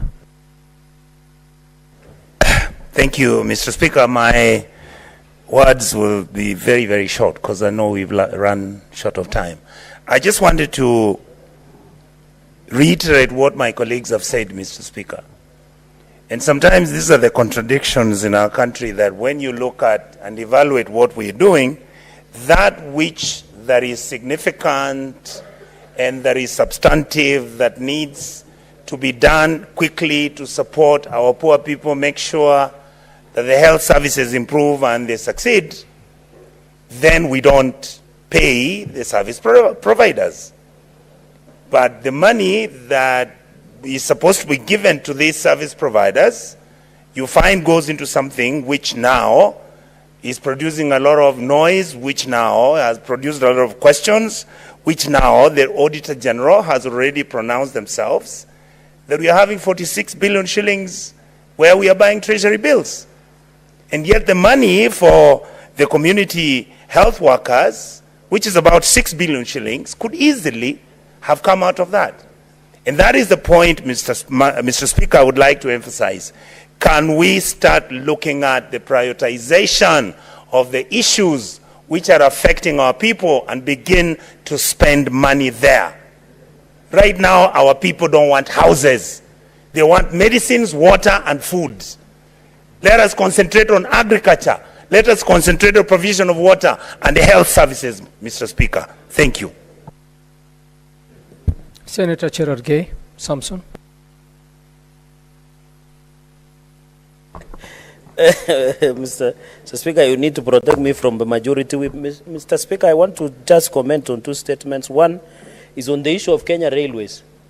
Mr. Speaker, it is very tragic and sad that the Kenya Railways has so many properties in prime places in this country, especially major towns including Nairobi, including Eldoret, Kisumu, Mombasa. When you go to every part of this country, Mr. Speaker, where the railway line did pass, Mr. Speaker, it has huge potential, Mr. Speaker. It is sad that the current management led by Managing Director of Kenya Railways are running Kenya Railways like their own shop, Mr. Speaker, where they are leasing and selling properties of Kenya Railways, Mr. Speaker. In fact, Mr. Speaker, railways should be able to finance themselves and even extend the railway line from Kedong through Bomet to Kisumu onward to Tanzania, Mr. Speaker. Even to maintain this railway from here to Eldoret, to Malaba and into Uganda, Mr. Speaker. Because the Kenya Railway has the huge potential, Mr. Speaker.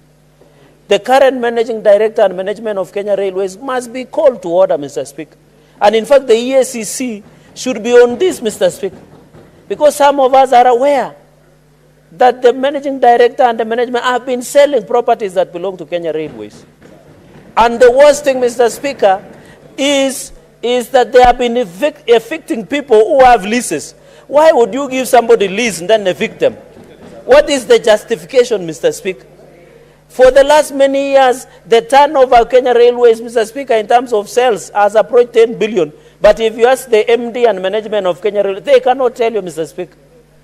The Kenya Railways, even here in Nairobi, if the Kenya Railways was being properly run, we should have a metro system within Nairobi City County, Mr. Speaker, to alleviate the gridlock and the jam that we face, Mr. Speaker, so that Kenyans don't need to pay for expressway to somebody we don't know in Moja, that we don't know even how much expressway is collecting per day, Mr. Speaker.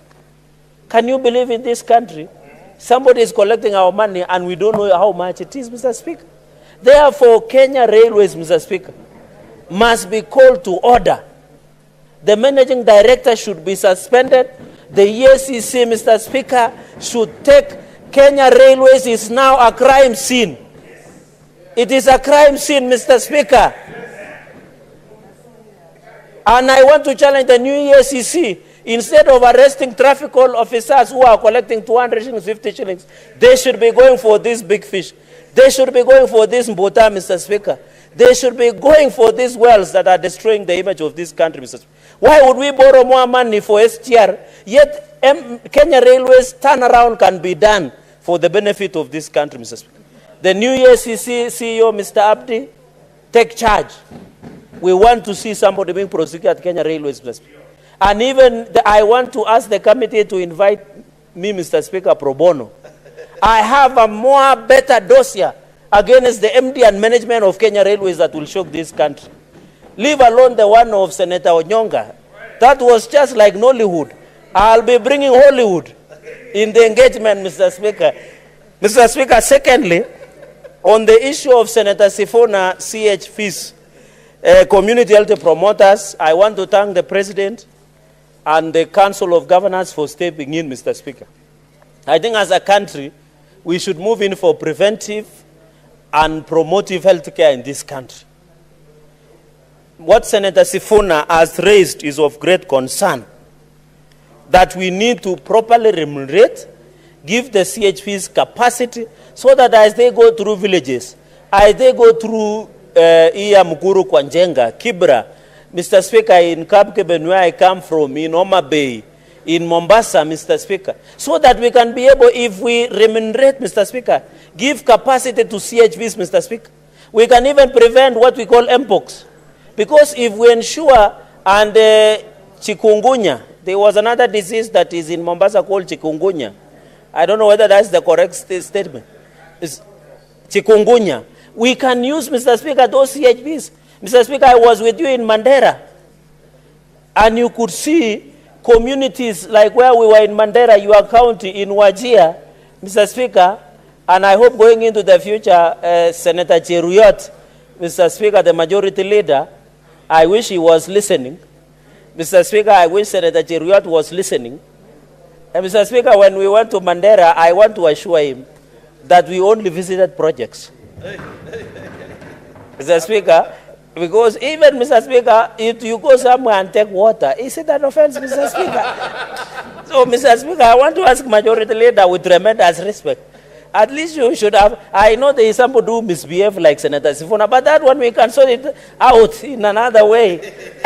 But all of us, even Senator Onyonga was there, Mr. Speaker, yourself, you were there, and you saw, we were even asking, I want to inform Majority Leader, we were even asking how CHPs asked, and they were appreciating, telling us, tell government. So, Mr. Speaker, it needs to be fair to members who go to see the projects that are happening in counties, Mr. Speaker. But he did a good job, of course, of promoting UDA. Mr. Speaker, that is, I want, and therefore we need the proper support going in the future. Mr. Speaker, with those many remarks, I support the statement by Senator Sifuna and Senator Chute or Senator Shute, whichever is correct. Mr. Speaker, with those many remarks, I support. Senator Boni Kalwale.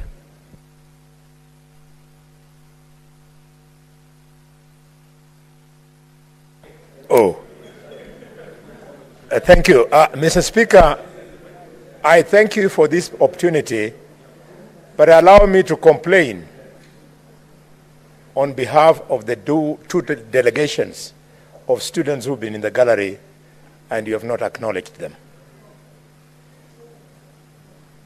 Mr. Speaker, I think it is discrimination against those schools.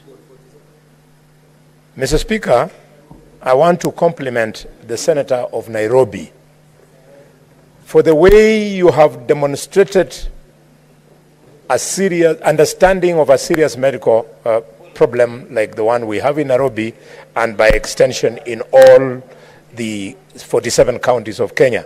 My contribution is that the country is starting to wake up to basic needs of Kenyans. Health is a basic need, And it's just not enough when we address the issue of health, Mr. Speaker, to be viewing it through the spectacles of the doctors, the nurses, the professors, and the infrastructure. It is the primary health care that is the game changer in good health.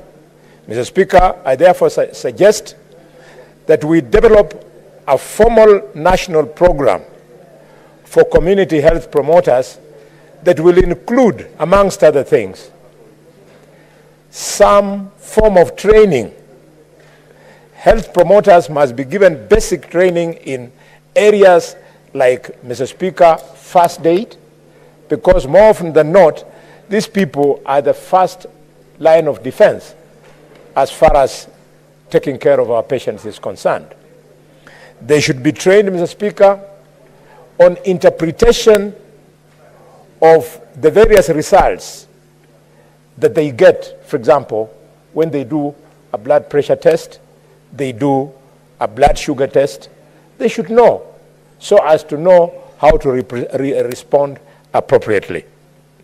Mr. Speaker, it must also be understood, and the leader of minority tried to scratch on it, but let me just emphasize how important it is. It must be understood that majority of the women in Kenya, pregnant, are midwifed not by nurses, not by doctors, but by traditional birth attendants. And therefore, if a stipend is being given to community health promoters, all traditional birth attendants in all Kenyan communities must also be given that stipend. Finally, on that point, Mr. Speaker, it's a shame that we are talking about a stipend of 2,500 from the national government and 2,500 from the county government. What can you buy with 5,000 shillings? I mean, we are laughing at these professionals who are doing a very good job. This is money which sometimes when I pass through supermarkets, I see some people in Nairobi shopping for their dogs. The food they buy is more than what we pay our community health promoters. If we are doing it, we must be serious and do it well. And the money is there. The money you see people flashing around in church harambes, the money you see people hiring choppers to some funny functions in this country is the money that is supposed to give this kind of service, Mr. Speaker. And we shall not stop in calling out these corrupt characters who, after feeding on the proceeds of corruption, they show off and vomit on our shoes and vomit on the feet of our children who have no shoes when they are going to school. Mr. Speaker, I would like to end by commending the Senator Onyonga for the issue you have raised in Marani sub-county about licensing in mining. This problem is serious. It is in Nyatige, Makarda. It is in Ikoromani, Isolo, Lirembe, Malinya, Shikoye, Masienze. Mr. Speaker, it is in Shinyalu, Imwiriza, Liranda. It is in Lurambi, Mr. Speaker, in Rosterman. It is across, yes. Yes, you are right, Senator Faki. This is a cross-cutting issue which we must address. And gold mining and mining in general, it is so profitable that even when they do it at great risk, our children still go down there. We have to pay proper attention and support the mining industry. Today, as I speak, we are burying Chui in Shtori village, who perished last week in a gold mining danger after the walls caved in. Mr. Speaker, day after tomorrow, I'll be running to Kakamega to go and bury yet another youth. Not that we love funerals, but because if we don't stand with them, then what kind of people are we that people voted for when we don't stand with them during a time of need? And Mr. Speaker, talking about support to gold mining, I want to remind government over and over again that if you want to talk business with Kakamega County, come and talk about gold mining. Come and talk about sugarcane farming. If you are unable to talk about those two in Kakamega, we are sorry, we don't want to do any business with you. And this is why the people of Kakamega and the sober leaders, and for the first time I want to congratulate the governor of Kakamega. He has gotten it right on the issue of sugarcane farming. Mr. Speaker, we worked so hard to get it right until His Excellency the President 2 weeks ago came and paid our farmers bonus.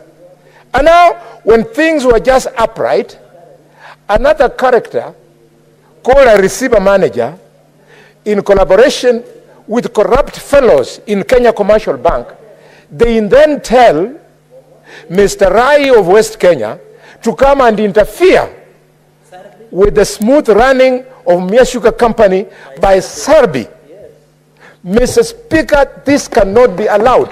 Sarbi has a valid lease agreement with Mumias Sugar Company, and there is only one Mumias Sugar Company in the world. There is no Mumias Sugar Company A or Mumias Sugar Company B.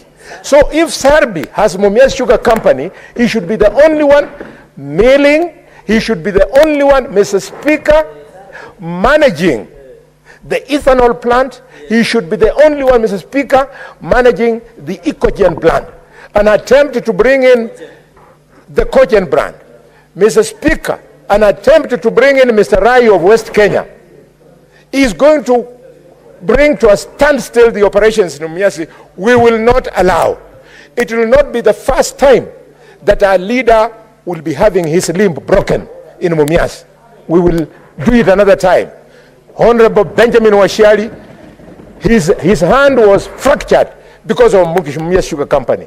And on the same day, Mr. Speaker, my head was cut on the left side, if you look now, in Mumias Sugar Company, and I bled because we believe sugarcane farming is the lifeline of our people. I am warning the young politicians who are given, Salasia is doing a fantastic job about this job.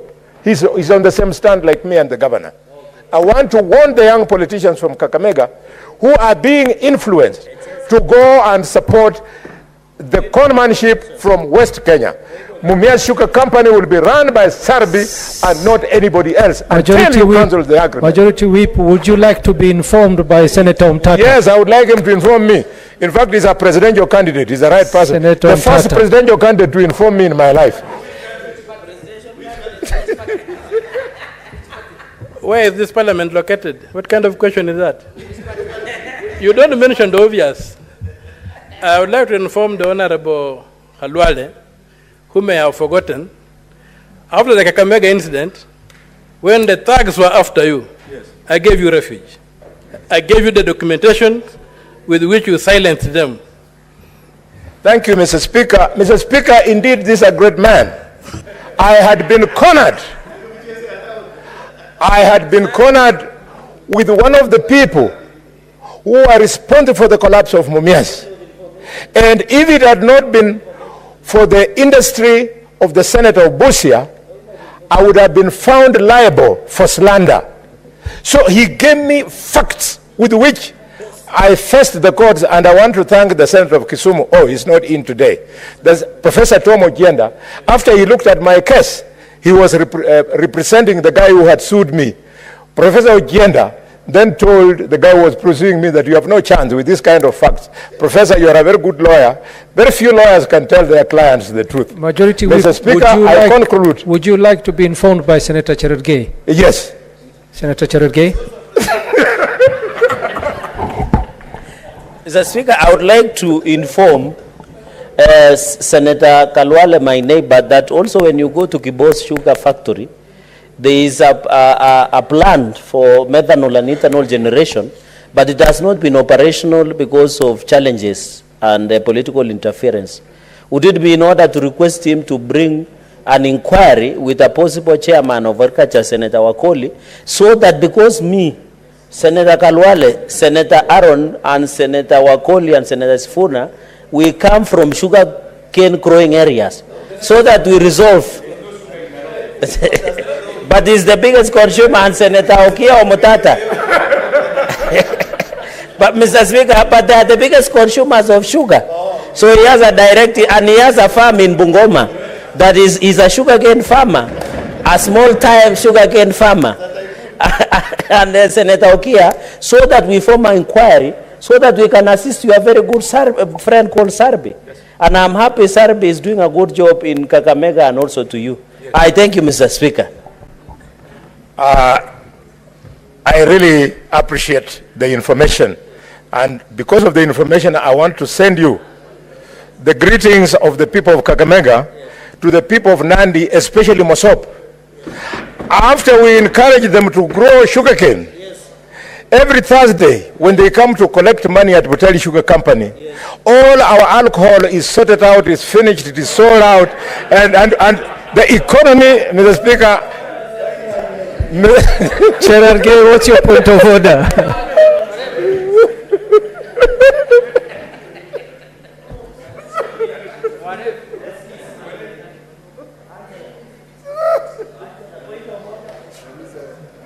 Mr. Speaker.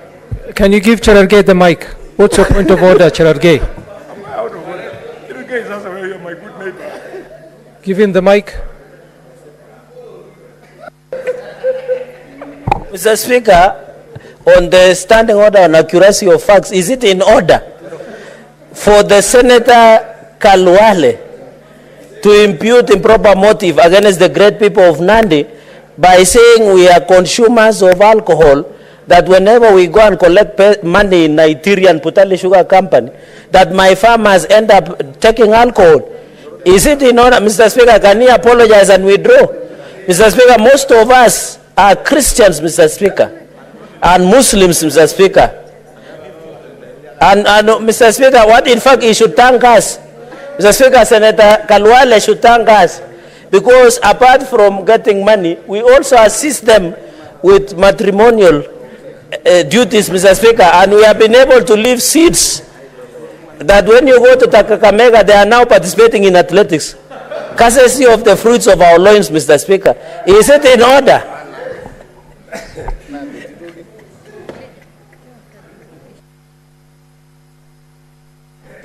Mr. Speaker, I don't know why the Senator of Nandi was running ahead of me. I just said, because of the way they promote our economy, you go and greet them. And I'd only singled out one. Allow me to also say that it has also resulted in an increased number of our women getting married in Mosop, which is a good thing because you pay dowry. As to whether you are good at the nuptial responsibilities, that is an agreement between a man and wife, I have no idea. I therefore, Mr. Speaker, want to thank the House for allowing me this afternoon to make this point very clear. It is not a joke. Butali Sugar Company is an economy of 10 billion shillings a year in Kakamega. West Kenya is an economy of 24 billion shillings in Kakamega. And Mumias Sugar Company is an economy of 40 billion shillings in Kakamega. Anybody coming to play around with it, using the money of farmers to buy a few MCAs to start supporting Mr. Rai is missing the point. Mr. Rai, I assure you from this floor that I'm going to protect you. Government will protect you to do your business in West Kenya. Please allow Sarbi to do his business in Mumias. There is no contradiction. I know you are unhappy because through the new law... Senator Cheriot, what is your point of order? Neighbors. Mr. Speaker. Neighbors. I use this one. Mr. Speaker, because my good friend Senator Alwale appears to be fairly knowledgeable in this matter that he is raising, will he perhaps, for the understanding of the rest of us, help explain the intricacies that you are reading about this complex relationship that he's trying to describe? You can see actually he's vowing on one side of his mouth that he will protect Mr. Rai because he's a big investor in his own county, while on the other hand admonishing him not to interfere with the operations of Mumias. What I have read in the papers and the good Majority Whip can help us appreciate, is that Mumias Sugar Company is under receivership. That the receiver manager has allowed the man is calling Sarai to run the sugar mill. But then they are insisting that because the other two businesses are unrelated to this one, they want to allow another player to run as well. That's what the media is reporting. Could he perhaps help us or even furnish the house with better information? Because we are all interested to see that town of Mumias grow to the levels that it used to be before Mumias Sugar Company went down. And it will be very exciting if actually that region and that industry was to come up. So I don't know, Senator Boni Halwale will be better placed to educate us and inform us of what exactly is happening. Senator Boni Halwale, I hope you've understood the point of order raised by... Yes. If you could please clarify on that. Thank you, Leader of Majority. That is exactly the point. The mischief by the newspaper was lack of clarity. But the clarity is as follows. There is enough cane for West Kenya to mill and support the 24 billion economy in its area. Enough for Butali Sugar to mill and support the 10 billion economy. And enough for Mumias to support 40 billion because Mumias also uses Busia farmers. So they have got a bigger catchment area. Now, to run the ethanol plant, dear Kenyans, to run the ethanol plant, which is in Mumias, to run the Ecogen plant, which is in Mumias, you need raw materials. And those raw materials come from Mumias, the mill, the same mill, Mumias Sugar Company. Mr. Speaker, the ethanol plant, why we want Rai of West Kenya to keep off, is that the ethanol plant is in the same compound and in the same machine of Mumias Sugar Mills. The power generating plant similarly is in the same. The gate is one, the compound is one, the complex that produces these three things is one. So it is an administrative nightmare for the receiver manager to imagine that you can bring in two warring companies who are actually brothers to then have an opportunity to kill each other. We don't want to see Indians killing each other over our machine. We want to see Indians working over our machine. And Mr. Speaker, sir, this point is very important. It is not a question of impulse. It's a question that has been subjected to a decision of the High Court. The High Court has found that Rai has no entry point into Mumias Sugar Company because he had claimed that earlier on he had bought the ethanol and the Ecogen plant. So when challenged in court to demonstrate that he bought, the only thing he could show was an agreement. Now, when challenged further, because an agreement can be drafted including on computers and river road, when challenged to support that agreement with the actual payments that he made, he said he paid the money from Dubai and no evidence of bank transactions, and therefore the court ruled that Rai has no demonstrable interest in that company and therefore ordered that Sarbi of Mumias Sugar Company to now proceed unhindered. So the only thing remaining is for this House to raise its voice, is for the national government to raise its voice so that there is peace in Kakamega. Mr. Speaker, since this problem started around 10 days ago, we have had 4 demonstrations by farmers who are pushing what I'm saying, and one occasion by MCAs who were carrying twigs, but they were chased away like dogs. I don't think they will try again. So, leader of majority, it's now clear, and it's good for Kenya. You know why? Mumia Sugar Company in the last 12 months produced 100,000 tons. In the process, Kenya, which was being faced with a sugar deficit of 200,000 metric tons, Mumias by itself, 50% of that shortage, it cut it off. And therefore, Mr. Speaker, the other factories then contributed to the extent that we have not imported sugar this time. So it is not something you can interfere with. And what's more, West Kenya Sugar, Mumia Sugar Company, on Thursday, pays 194 million shillings to our farmers per week, every Thursday. You want me to keep quiet? So that people who receive 194 million shillings in Kakamega can be shortchanged due to the greed of rye. We know rye. Rye sneaked into Webuye Sugar Company, and Wakoli is here. Not Mumia Sugar. He sneaked into pan paper and cheated that he would revive pan paper. Today there is no pan paper. It is now being used. It was used shamefully last year for the fake fertilizer as storage. That is how Rai wants to do his business. The same Rai is the one who led to the collapse of the timber industry. You all remember, people of Washington Gishu, the Rai ply fiasco. We can't allow business people of this type. Mr. Speaker, it's starting to look good. The president appears to understand sugarcane farming. We will keep on giving him information like I'm doing now for him to continue making decisions with clarity, because it is after I fed him with this kind of accurate information that he came up with the statement of Mambo Matatu. Yes, we were with you on that rally. And after he said Mambo Matatu, the same Rai quickly ran out of court, and this is how the sugar factory has become profitable. Thank you very much. Thank you, Mr. President. Receive the greetings of the people of Kakamega. There's like a small boy. Mr.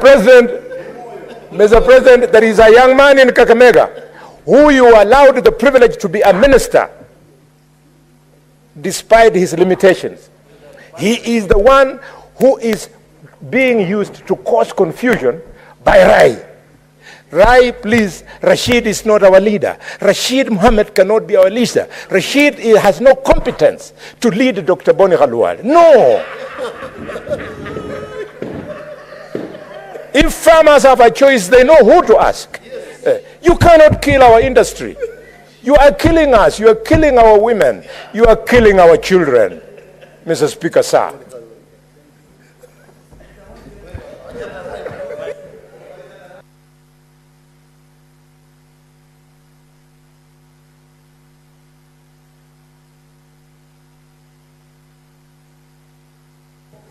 Senator Keroche Tabitha.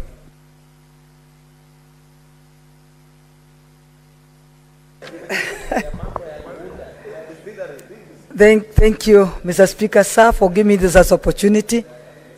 And I really want to congratulate Senator Harware, on how passionate you are on the industries that are in Kakamega. Congratulations. But I want to tell you, as you are becoming so passionate about the Mumia Sugar Company, also become so passionate and support also, but I know you support them, the companies that add valuation to your sugar cane, like Keroche breweries. Also, when you're talking about Mumias, you must also talk of the Keroche breweries. And you should be worried whether it's opened. You should be asking whether it's open and it's operating. Because the minute it starts operating, it will be taking your ethanol, the one ethanol you're talking about, to make the vodka. And you can imagine the vodka from Kenya, buy Kenya, build Kenya. I want to... Oh, I'm blessing the chair. Oh, thank you. Thank you so much.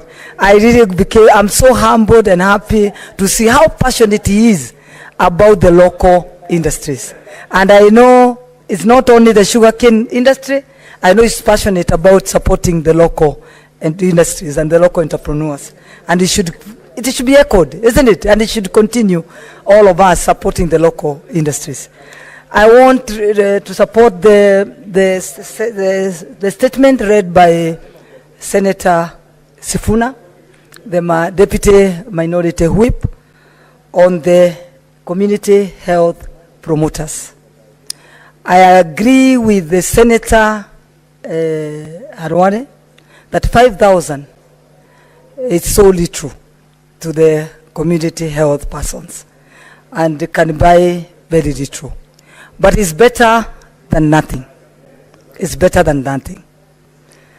2,500 is always paid by the national government. 2,500 is paid by the county government. Mr. Speaker, sir, in Nakuru County, the community health promoters have not received their share, the 2,500 from the Nakuru County government for the last 6 months. You can imagine how they are struggling. They are dying because of poverty, because they are not being supported by the county government. I really, as somebody who said, I think it's Senator Kajwang, the way the Committee for Health have done a good job. I've seen them fight also when we were crying for the War Memorial Hospital to be reopened. I know the Committee for Health were in the forefront to ensure that that hospital was opened. And I want really to thank the senators who supported that with the Committee of Health, because that hospital now is opened. All what we are waiting for now is to start the way it can start receiving the public. This can be open doors to the public, but at least it's open. The investors are in to ensure that it will be back to normal, and then the public of Nakuru and the surroundings can start now enjoying the services that are offered by the War Memorial Hospital. But this statement or this petition should be given to the Committee for Health, so that the first question is to ask why the county government of Nakuru has not paid the community health persons for the last 6 months. That is killing them, ensuring that they are demotivated even to do the work that they are given. And I know, I've been talking to them, they keep on begging even money even to buy little things for their family because they cannot afford. So Harwari was talking of 5,000. Our Nakuru County community health promoters have been receiving only the 2,500 from the national government, and I think it's a shame, because they are supposed to get the other 2,500 from the county government. So that will be one of the questions that we'll be asking the committee, to ensure that they call the county, our governor, to come here and to respond to them and to ask her why our community health promoters have not been paid for the last 6 months. That is killing them when they are still alive. Thank you, Mr. Speaker, sir. Thank you. Senator Joe Nyotu.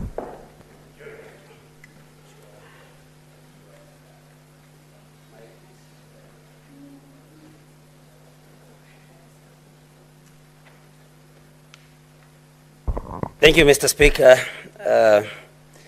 I stand to also support the statement by the Senator for Nairobi regarding community health promoters, Mr. Speaker. And as I do this, I think I want to underscore the importance of health in each one or for each one of us. Mr. Speaker, we can live without education. But, Mr. Speaker, we cannot live without good health. That is why matters health. And again, this being the house that oversees devolution, and the health being a devolved function, Mr. Speaker, we must be very keen on matters health. Mr. Speaker, these community health promoters are the people that reach our constituents in the farthest of our counties, Mr. Speaker. They are the people that teach our communities about health. They are the people that check on the nutrition of our people. They are the people, Mr. Speaker, that provide provide the basic health education, Mr. Speaker, to our people. So these are servants that need, whose welfare need to be looked into with a lot of seriousness, Mr. Speaker. When you talk about 2,500 shillings paid by the county government and topped up by the national government, some 2,500, Mr. Speaker, needless to say, because it has been said, but this is very little money, especially considering the effect of inflation and the high cost of living that we continue witnessing in this country, Mr. Speaker. So I think it's important that when we enhance this particular stipend, both by the county and the national government. But the other sad thing is that little as it is, it does not come at the right time, Mr. Speaker. I have had an opportunity to talk to CHPs in my county, and the county stipend comes. If it gets late, maybe 2-3 months. But the stipend or the top up by the national government, Mr. Speaker, sometimes is delayed to over even 6 months. And this is something that we need to look at, even as we congratulate the government for having accepted to be topping up this particular stipend, Mr. Speaker. Mr. Speaker, this particular group of people sometimes do not have the gadgets that they need. Because, of course, we are going digital in everything. Sometimes you'll meet them and they tell you they do not even have batteries for their gadgets, Mr. Speaker. And I think we need to call upon all the county governments, 47 of them, that they should not only pay the stipend of 2,500 shillings per month in time, if they will not enhance it, but they should also provide the important gadgets that this particular group of people or group of workers use in their day-to-day business, Mr. Speaker. And Mr. Speaker, I think we should also propose, and when the committee sits down to look into this, I've been a member of the health committee, but Mr. Speaker, of course, because of political expediency, I believe I'll not continue being member in that particular committee. We have been very keen on this matter as a committee, Mr. Speaker. And one of the things that we should also look into is how we can train these community health promoters, Mr. Speaker, in order for them to even be more equipped with knowledge in matters health, Mr. Speaker. And once, if and when, then we train them, we should be able to enhance their stipend, if not pay them a salary. Mr. Speaker, I think I don't have your protection. I think I'm talking to myself. But Mr. Speaker, I want to submit that this is a statement that needs to be supported by all of us. Thank you, Mr. Speaker, for the opportunity. And I believe that when the Committee on Health sits, it will take this matter very seriously and give it the priority that it needs. Thank you, Mr. Speaker.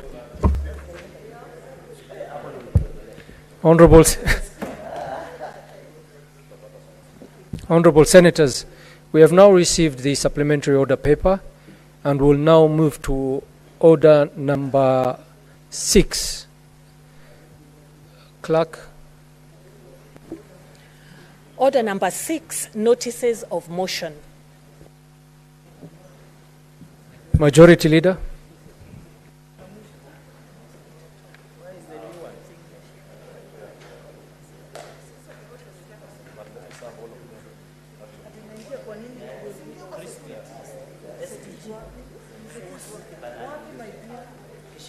Mr. Speaker, I request for your permission to do all the notices of motion because I have 4 of them. Yes.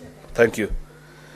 The first notice of motion is approval of senators to serve in the Procedures and Rules Committee, that notwithstanding the resolution of the Senate made on the 13th of October 2022, constituting the select committees, the Senate resolves pursuant to Standing Orders number 191, 2, D and 199 to approve the following senators nominated by the Senate Business Committee to serve in the Procedure and Rules Committee, in addition to senators specified in Standing Order number 191, 2, A, B, and C. Number 1, Mohammed Abbas Sheikh. 2, Senator Joe Nyotu. 3, Senator Betts Siengo. The second notice of motion, Mr. Speaker, is approval of senators to serve in the Powers and Privileges Committee, that notwithstanding the resolution of the Senate made on the 13th of October 2022, constituting select committees. The Senate resolves pursuant to Section 15(1)(b)(2) of the Parliamentary Powers and Privilege Act and Standing Order 199 to approve the following senators nominated by the Senate Business Committee to serve in the Committees on Powers and Privilege, in addition to the Speaker of the Senate, who pursuant to Section 15(1)(b)(1) of the Parliamentary Powers and Privilege Act shall be the chairperson of the committee. 1. Senator Alexander Mundigi. 2. Senator David Wakoli. 3. Senator Esther Okenyuri. 4. Senator Ome Omatinga. 5. Senator Shakila Abdallah. 6. Senator Dr. Oburu. The third notice of motion that I'm giving, Mr. Speaker, is approval of senators to serve in the standing committees of the Senate. That notwithstanding the resolution of the Senate made on the 13th October 2022, constituting the select committees, the Senate resolves pursuant to Standing Order 199 and 228, the fourth schedule to standing orders, to approve the following senators nominated by the Senate Business Committee to serve in the standing committees of the Senate as follows. A. Agriculture, Livestock and Fisheries. 1. David Wakoli. 2. Alexander Mundigi. 3. Alan Chesang. 4. Wahome Wamatinga. 5. Mohamed Abbas Sheikh. 6. Moses Kajwang. 7. Hezena Lemaletian. 8. Catherine Muma. 9. Senator Tom Ojenda. B. Committee on Devolution and Intergovernmental Relations. 1. Senator Mohamed Abbas Sheikh. 2. Senator Peris Tobiko. 3. Senator Professor Margaret Kamar. 4. Senator Mohamed Chute. 5. Senator Karungo Dhangwa. 6. Senator Catherine Muma. 7. Senator Richard Onyonka. 8. Senator Dr. Oburu Oginga. 9. Senator Hezena. Education Committee. 1. Professor Margaret Kamar. 2. Seki Olekanar. 3. James Kamau Murango. 4. Nderitu John Kinywa. 5. John Methu. 6. Catherine Muma. 7. Jones Mwaruma. 8. Betty Montet. 9. Agnes Kavindu. D. Committee on Energy. Senator William Kisang, Danson Mungatana, Veronica Maina, Senator Dr. Boni Halwale, James Lomonen, Ledama Olekina, Edwin Sifuna, Oburu Oginga, Beatrice Ogola. E. Committee on Finance and Budget. 1. Senator Ali Roba. 2. Senator Tabitha Mutinda. 3. Senator Dr. Boni Halwale. 4. Senator Mariam Sheikh. 6. Senator Esther Okenyuri. 6. Senator Eddie Okech. 7. Senator Mohamed Mwinji Haji. 8. Senator Onyonka. 9. Senator Shakila Abdallah. F. Committee on Health. Senator Jackson Mandago. Senator Mariam Sheikh. Senator David Wakoli. Senator Tabitha Mutinda. Senator Joseph Githuku. Senator Justice Retired Stewart Mazayo. 7. Senator Ledama Olekina. 8. Senator Richard Onyonka. 9. Senator Hamida Kibwana. G. Information, Communication and Technology. The following senators: Alan Chesang, Miraj Abdillahi, William Kisang, Tabitha Keroche, Samson Cherargei, Hezena Lemaletian, Isa Boy Juma, Shakila Abdallah, Beatrice Ogola. H. Justice, Legal Affairs and Human Rights Committee. The following senators: Senator Wakili Hilary Sigei, Rafael Chimera, Karen Nyamu, Veronica Maina, Senator William Cheptumo, Okia Omtata, Professor Tom Ojenda, Senator Kristo Lasige, and 9. Dan Maanzo. I. Labor and Social Welfare. 1. Senator Julius Mugor. 2. Senator Lenku. 3. Senator Gloria Ruoba. 4. Senator Alexander Mundigi. 5. Senator Miraj Abdullahi. 6. Senator Stewart Mazayo. 7. Senator Okongo Mogeni. 8. Senator Kristo Lasige. 9. Senator Beth Siengo. J. The Committee on Land, Environment and Natural Resources. Senator Leleguel Tumbesi, William Cheptumo, Joe Nyutu, Mariam Sheikh, James Murango, Mohamed Mwinyi Haji, Beatrice Ogola, Abdul Haji, Jones Mwaruma. K. Senate Committee on National Cohesion, Equal Opportunities and Regional Integration. Mohamed Chute, Joyce Korir, Mwenda Gataya, Gloria Oruoba, James Lomonen, Daniel Maanzo, Okia Omtata, Beth Siengo, and Betty Montet. L, Senate Committee on National Security, Defense and Foreign Relations. 1, Adan Fatuma Dulo, Karen Nyamu, Julius Murgor, Tabitha Keroche, Joseph Githuku, Edwin Sifuna, Abdul Haji, Tomo Jenda, Okongo Omogeni. M, Committee on Roads, Transportation and Housing. 1, Senator John Deritu Kinywa, Peris Tobiko, Mohamed Chute, Leleguel Tumbesi, Miraj Abdillahi, Enoch Wambua, Eddie Okech, Moses Kajwang, Crystal Asige. N, Committee on Trade, Industrialization and Tourism. 1, Senator Esther Okenyuri, Senator Jackson Mandago, Senator John Methu, Senator Karungo Thangwa, Senator George Mbugwa, Senator Godfrey Osotsi, Senator Boy Isa, Senator Amida Kibwana, and 9, Senator Okia Omtata. Last but not least, Mr. Speaker, is notice of motion on the approval of senators to serve in the County Public Accounts Committee, County Public Investments and Special Funds Committee, and the Committee on Delegated Legislation. That notwithstanding the resolutions of the Senate made on 19th October 2022, constituting select committees, the Senate resolves pursuant to Standing Orders number 193, 194, 195, and 199 to approve the following senators nominated by the Senate Business Committee to serve in the select committees of the Senate as follows. A, the County Public Accounts Committee. The following senators: Samson Cherargei, Mwenda Gataya, Adan Dulo Fatuma, Leleguel Tumbesi, Moses Kajwang, Jones Mwaruma, Edwin Sifuna, Okongo Omogeni, Enoch Wambua. E, the County Public Investments and Special Funds Committee. The following senators: Senator Peris Tobiko, Raphael Chimera, George Mbugwa, William Kisang, Godfrey Osotsi, Eddie Okech, Agnes Kavindu, Beth Siengo, Hamida Kibwana. F, these are the senators to serve on the Committee on Delegated Legislation. Senator Mwenda Gataya, Danson Mungatana, Gloria Oruoba, Joyce Korir, Julius Murgor, Mohamed Munyehaji Faki, Betty Montet, Daniel Maanzo, and Senator Boy Isa Juma. Mr. Speaker, I give notice.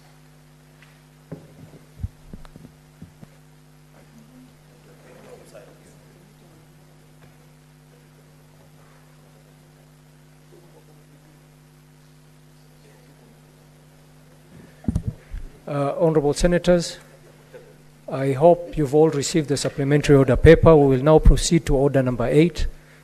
Clerk, please call the order. Order number 8, motion, approval of senators to serve in the Procedure and Rules Committee. Majority Leader, please move. The first ones are procedural. The first two. Mr. Speaker, given that we'll do 4 motions on these approvals, it is important to hear the thoughts of members. Apologies, let me first even move the motion, then I'll share my thoughts, which is that notwithstanding the resolution of the Senate made on the 13th of October 2022, the Senate Select Committees, the Senate resolves that pursuant to Standing Orders number 191, 2D, and 199 to approve the following senators nominated by the Senate Business Committee to serve in the Procedure and Rules Committee, in addition to senators specified in Standing Order number 191, 2A, B, and C. 1, Senator Mohamed Abbas. 2, Senator Joe Nyoto. 3, Senator Beth Mugo. The point I was trying to make, Mr. Speaker, is that there are 4 motions. The first 2 actually are on procedural committees, which is Powers and Privileges and Procedure and Rules Committee. If we could quickly dispense those ones, so that then we give members an opportunity to ventilate in the main motion, the third one, that carries members that are serving in the various standing committees, so that people can share their thoughts and how they think the committees can perform better. That will make this situation better. If I can get that concurrence from members, then it will help us to work on time, given that it's already 5 o'clock and we want our committees to begin working as early as tomorrow. So with those very main remarks, I beg to move and request Senator Retired Justice Stewart Mazayo to second.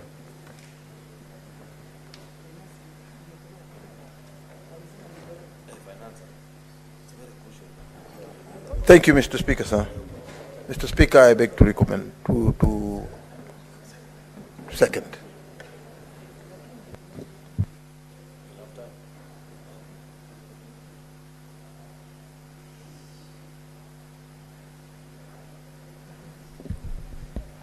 I think as requested by the Majority Leader, I'll proceed to propose the question straight away.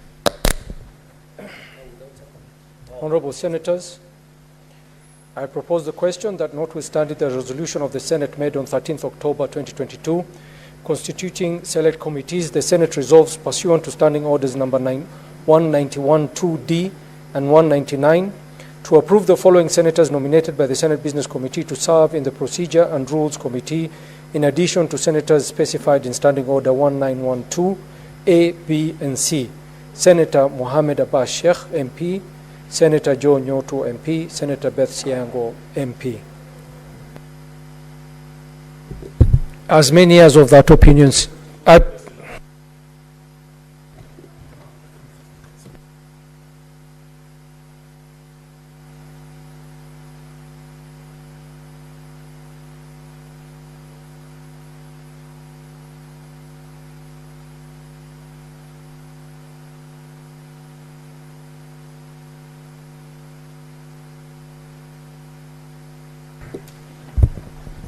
my apologies, Senators. There being no Senators wishing to contribute, I put the question that notwithstanding the resolution of the Senate made on 13th October 2022, constituting select committees, the Senate resolves pursuant to Standing Orders number 191-2D and 199 to approve the following senators nominated by the Senate Business Committee to serve in the Procedural and Rules Committee, in addition to senators specified in Standing Order 191-2A, B, and C. Senator Mohammed Sheikh Abbas, MP, Senator Joe Nyoto, MP, Senator Beth Siango, MP. As many as of that opinion say aye.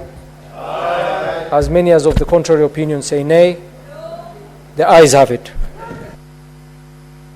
Next order. Order number 9, motion, approval of senators to serve in the Powers and Privileges Committee. Majority Leader.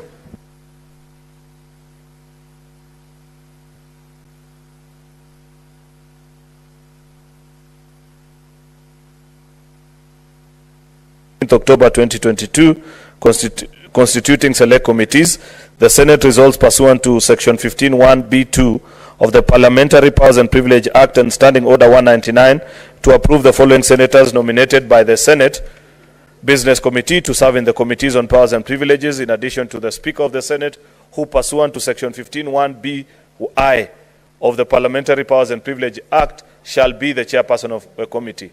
1, Senator Alexander Mundigi. 2, Senator David Wakoli. 3, Senator Esther Okenyuri. 4, Senator Ome Omatinga. 5, Senator Shakila Abdallah. And 6, Senator Dr. Oburu Odinga. This is another one like the previous one, Mr. Speaker, where I'd request that we take it in the format of a procedural motion so that we get the chance to ventilate in the more substantive motion on the senators serving in the various standing committees. With those main remarks, Mr. Speaker, I request Senator Justice Mazayo, retired, to second. Mr. Speaker, I beg to second. Honorable Senators, I propose the question that notwithstanding the resolution of the Senate made on 13th October 2022, constituting select committees, the Senate resolves pursuant to Section 15(1)(b)(2) of the Parliamentary Powers and Privileges Act and Standing Order 199 to approve the following senators nominated by the Senate Business Committee to serve in the Committee on Powers and Privileges, in addition to the Speaker of the Senate, who pursuant to Section 15(1)(b)(1) of the Parliamentary Powers and Privileges Act shall be the chairperson of the committee. Senator Alexander Mundingi, MP, Senator David Wakoli, MP, Senator Esther Okenyuri, MP, Senator Wahome Wamatinga, MP, Senator Shakila Abdallah, MP, Senator Dr. Oburu Oginga, MP.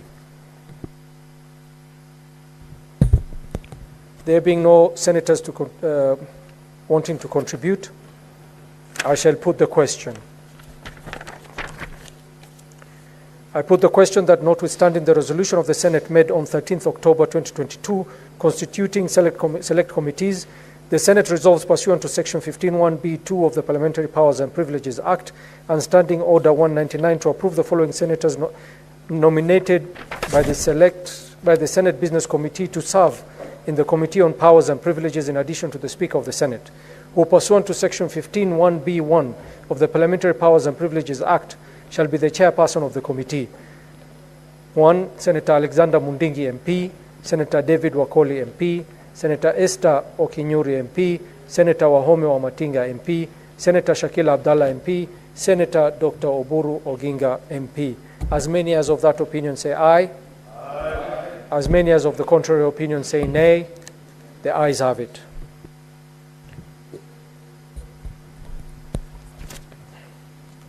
My apologies, senators. I've been sitting on this chair for too long. It's been a long day for me. Clerk, can we confirm that we have quorum?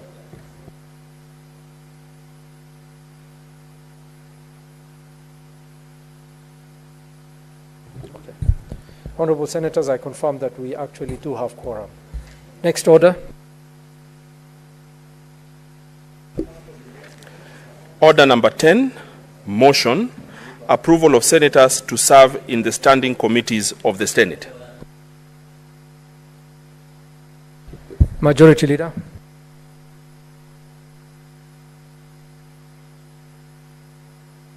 In the standing committees of the Senate, that notwithstanding the resolution of the Senate made on the 13th of October 2022, constituting the select committees, the Senate resolves that pursuant to standing orders 199 and 228, the fourth schedule to the standing orders, to approve the following senators nominated by the Senate Business Committee to serve in the standing committees of the Senate as follows. A.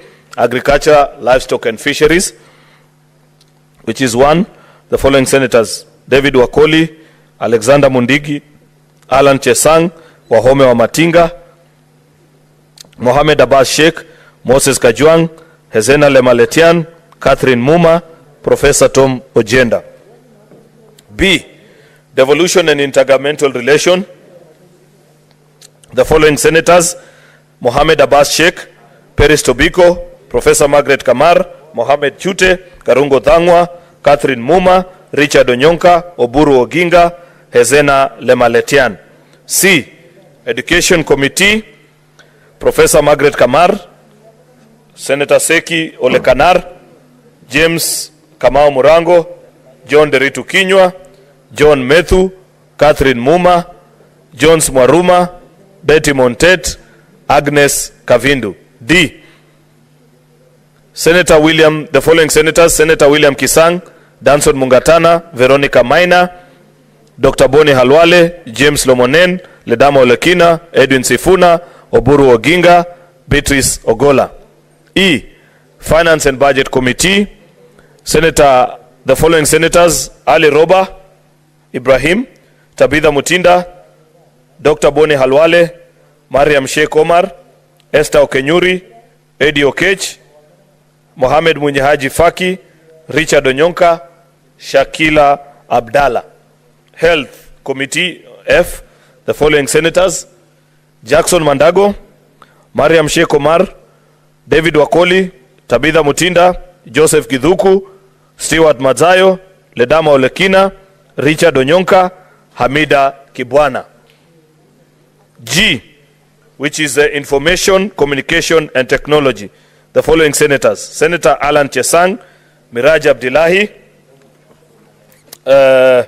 William Kisang, Tabitha Keroche, Samson Cherargei, Hezena Lemaletian, Issa Boy Juma, Shakila Abdallah, Beatrice Ogola. H, Justice, Legal Affairs and Human Rights Committee, Senators Hilary Sigei, Rafael Chimera, Karen Nyamu, Veronica Maina, William Cheptumo, Okia Omtata, Tom Ojenda, Kristo Lasige, Daniel Maanzo. I. Committee on Labor and Social Welfare, the following senators: Julius Murgor, Lenku Olekanar, Gloria Ruoba, Alexander Mundigi, Miraj Abdullahi, Stewart Mazayo, Okongo Mogeni, Crystal Asige, Beth Siengo. J, Land, Environment and Natural Resources, the following senators: Leleguel Tumbesi, William Cheptumo, Joe Nyutu, Mariam Sheikh, James Murango, Mohamed Munyehaji Faki, Beatrice Ogola, Abdul Haji, Jones Mwaruma. K, Committee on National Cohesion, Equal Opportunities and Regional Integration. 1, Senator Mohamed Chute. 2, Senator Joyce Korir. 3, Senator Mwenda Gataya. 4, Gloria Ruoba. 5, James Lomonen, Daniel Maanzo, Okiya Omtata, Beth Siengo, Betty Montet.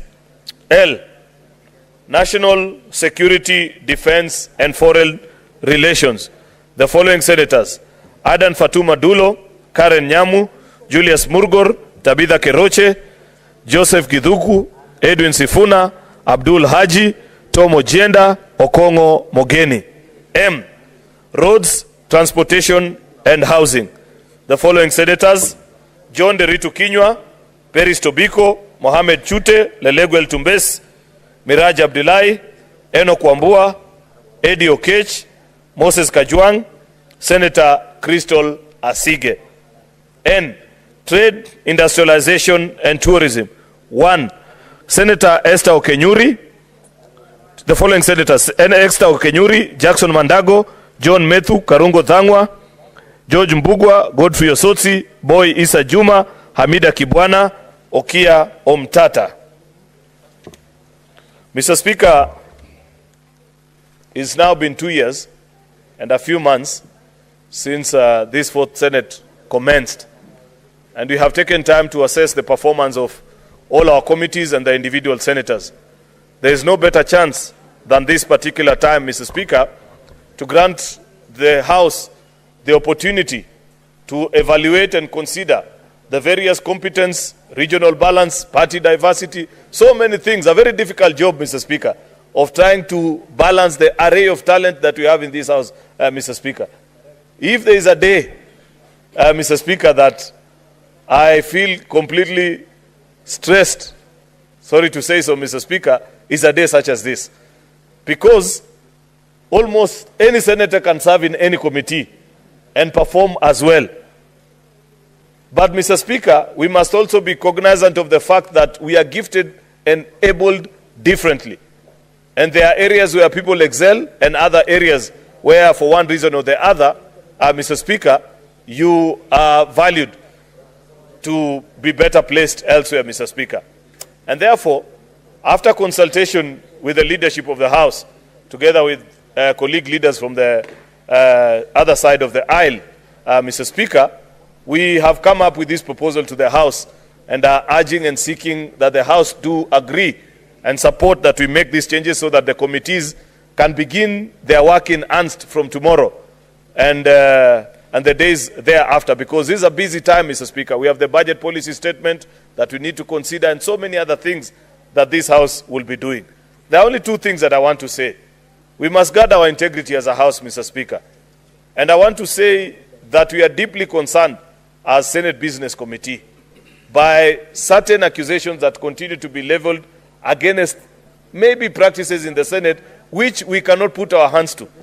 But we want to say that we shall be vigilant, Mr. Speaker. And that is why we have selected the members of the Powers and Privilege Committee and equally at SBC, where we shall keep keen attention to detail to ensure that our committees perform their duty in making sure that this House lives up to the expectation of Kenyans. Secondly, Mr. Speaker, is on the issue of attendance to committees. If you know that you don't have the time to attend a particular committee, I want to extend an olive branch that even after we pass this motion, please go to the office of the minority leader or the majority leader and request to be exempted from that particular committee. There is no need whatsoever, Mr. Speaker, for people to be listed as having been members in 1, 2, 3 committees while they know they don't have the time to serve in many other committees. People must appreciate that there is only so much that you can do as an individual, Mr. Speaker. As majority leader, for example, I know for a fact that given the demands of my office, both within and without the pressings of this parliament, it is not tenable for me to give maximum attention to the works of a committee, much as I wish to serve in some of the committees of this House. And therefore, for that reason, I have exempted myself from serving in any particular committee. Secondly, Mr. Speaker, you will find that there are members who, as a leadership, maybe we have felt that your competence will serve us better in a particular committee. But if you feel strongly about it that indeed you don't have the time and the opportunity to serve in that particular committee, we will avail the opportunity, Mr. Speaker, and I don't mind bringing another motion. We have done it many times before, Mr. Speaker, so that people can serve in committees where they feel they are comfortable to. Therefore, we shall be monitoring. Members, we are aware that by the time we were concluding last session, most committees were struggling for quorum. If a committee, Mr. Speaker, votes for 2 or 3 times because of absence of quorum, the better thing is to dissolve that committee and give other members an opportunity to serve there.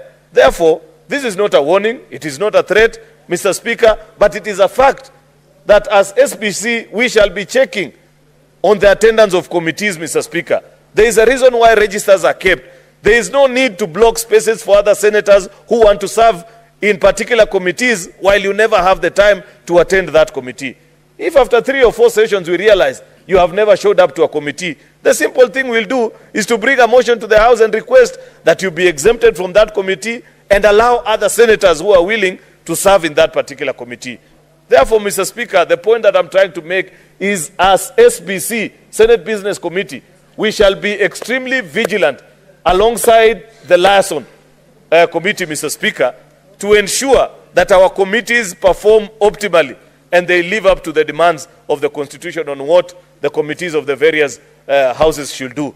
Therefore, Mr. Speaker, because I can see time is moving, I know maybe colleagues may want to say 1 or 2 things about this particular issue, I don't know, or they'd wish that we proceed as was the case in the previous 2 other motions, Mr. Speaker.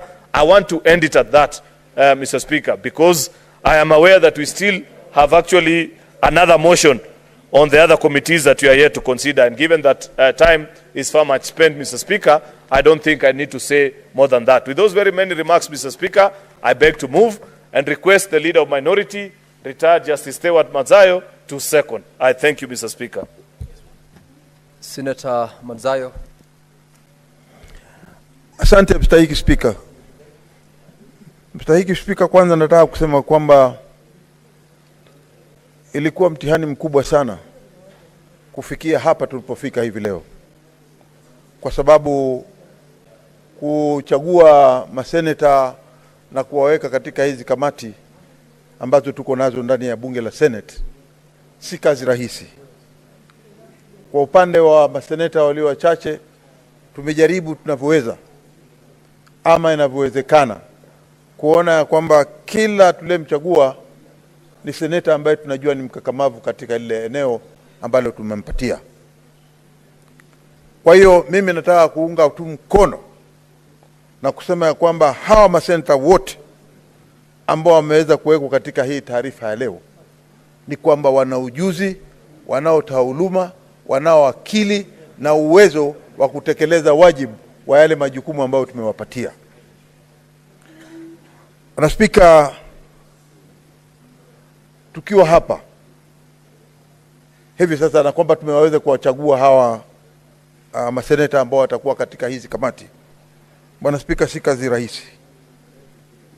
Mara nyingi tunaona ya kwamba kamati nyingi kama wakati ule mwingine tuliokuwa nao hazikuweza pengine kuendelea na mkutano kwa sababu maseneta wengine wamekuwa wamekosekana. Si kazi rahisi pia kuweza kujua maseneta wako na majukumu mengi katika zile nyadhifa wanazotoka, katika yale makaunti wanayotoka. Na katika hizo kazi zote ambazo wanazifanya ni kazi muhimu kwa taifa la Kenya. Lakini Bwana Spika, ni kwamba tumekuwa na upungufu saa nyingine ya kuwa na maseneta wanaokamilika ili kuweza kuendesha ule mkutano. Nataka tu kusema ya kwamba safari hii na mhula huu tuna hakika ya kwamba hawa tuliowachagua kutakuwa na mageuzi fulani na watafanya vilivyo ambavyo vinatakana kufanyika, kuona ya kwamba hizi kamati zitakuwa zinatenda wajibu wao.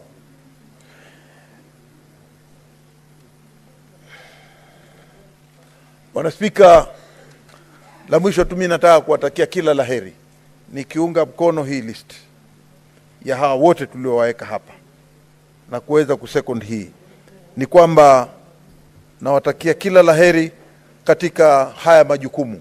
Si majukumu rahisi, lakini wananchi katika Kenya popote walipo wanaangalia kuona ya kwamba je, bunge la Senate safari hii litatekeleza wajibu wake, na niko na imani na nyinyi nyote maseneta mlioko hapa, kwa upande wa walio wengi na kwa upande wa walio wachache, sote tukishirikiana, nina imani ya kwamba tutaleta ile sifa yetu ambayo tunajulikana ya kwamba bunge la Senate ni bunge linaweza kutangaza, linaweza kukata kesi, linaweza kufanya kazi yake kisawasawa katika kamati zote za ndani zilizo ndani ya Senate na kuona haki imetendeka kwa Wakenya wote.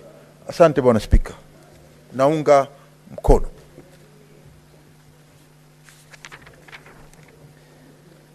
Now, honorable senators, I now propose the question that notwithstanding the resolution of the Senate made on 13th of October 2022 constituting select committees, the Senate resolves pursuant to standing orders 199 and 228 and the fourth schedule to the standing orders to approve the following senators nominated by the Senate Business Committee to serve in standing committees of the Senate as follows.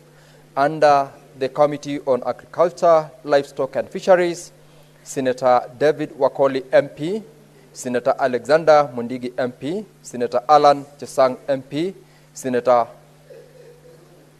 take your seat, Senator Lelengwe. Take your seat. I will proceed. Senator Wahome Wamatinga MP, Senator Mohamed Abbas Sheikh MP, Senator Moses Kajwang MP, Senator Hezena Lemaletian MP, Senator Catherine Muma MP, and Senator Professor Tom Ojenda MP. Under Devolution and Intergovernmental Relations, Senator Mohamed Abbas Sheikh, Senator Paris Tobiko, Senator Professor Margaret Kamar, Senator Mohamed Chute, Senator Karungu Thangwa, Senator Catherine Muma, Senator Richard Onyonka, Senator Dr. Oburu Oginga, and Senator Hezena Lemaletian. Under the Education Committee, Senator Professor Margaret Kamar, Senator Seki Lengu Olekanar, Senator James Kamau Murango, Senator Nderitu John Kinywa, Senator John Methu MP, Senator Catherine Muma, Senator John Sumaruma, Senator Betty Montet, and Senator Agnes Kavindu Mudhama. The Committee on Energy, the following: Senator William Kisang, Senator Danson Mungatana, Senator Veronica Maina, Senator Dr. Boni Halwale, Senator James Lomelen, Senator Ledama Olekina, Senator Edwin Sifuna, Senator Dr. Oburu Oginga, and Senator Beatrice Ogola. Committee on Finance and Budget, the following senators: Senator Ali Ibrahim Roba, Senator Tabitha Mutinda, Senator Dr. Boni Halwale, Senator Mariam Sheikh Omar, Senator Esther Okinyuri, Senator Eddie Okech, Senator Mohamed Mwinyihaji Faki, Senator Richard Onyonka, and Senator Shakila Abdallah. In the Committee of Health, Senator Jackson Mandago, Senator Mariam Sheikh Omar, Senator David Wakoli, Tabitha Mutinda, Senator Joseph Githuku, Senator Justice Retired Stewart Madzayo, Senator Ledama Olekina, Senator Richard Onyonka, and Senator Hamida Kibwana. Information, Communication and Technology, Senator Alan Chesang, Senator Miraj Abdillahi, Senator William Kisang, Senator Tabitha Keroche, Senator Samson Cherarkei, Senator Hezena Lemaletian, Senator Isa Jumaboy, Senator Shakila Abdallah, Senator Beatrice Ogola.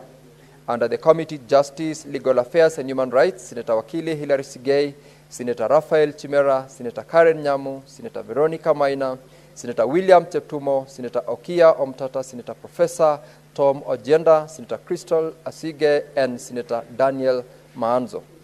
Committee on Labor and Social Welfare, Senator Julius Mulgor, Senator Lenku Seki Olekanar, Senator Gloria Orwoba, Senator Alex Mundigi, Senator Miraj Abdullahi, Senator Justice Retired Stewart Madzayo, Senator Okongo Omogeni, Senator Crystal Asige, and Senator Beth Sienko. Under the Committee on Land, Environment and Natural Resources, Senator Dr. Lelengwe Lutumbesi, Senator William Cheptumo, Senator Joe Nyutu, Senator Mariam Sheikh Omar, Senator James Murango, Mohamed Mwinyi Haji Faki, Senator Beatrice Ogola, Senator Abdul Haji, and Senator Jones Maruma.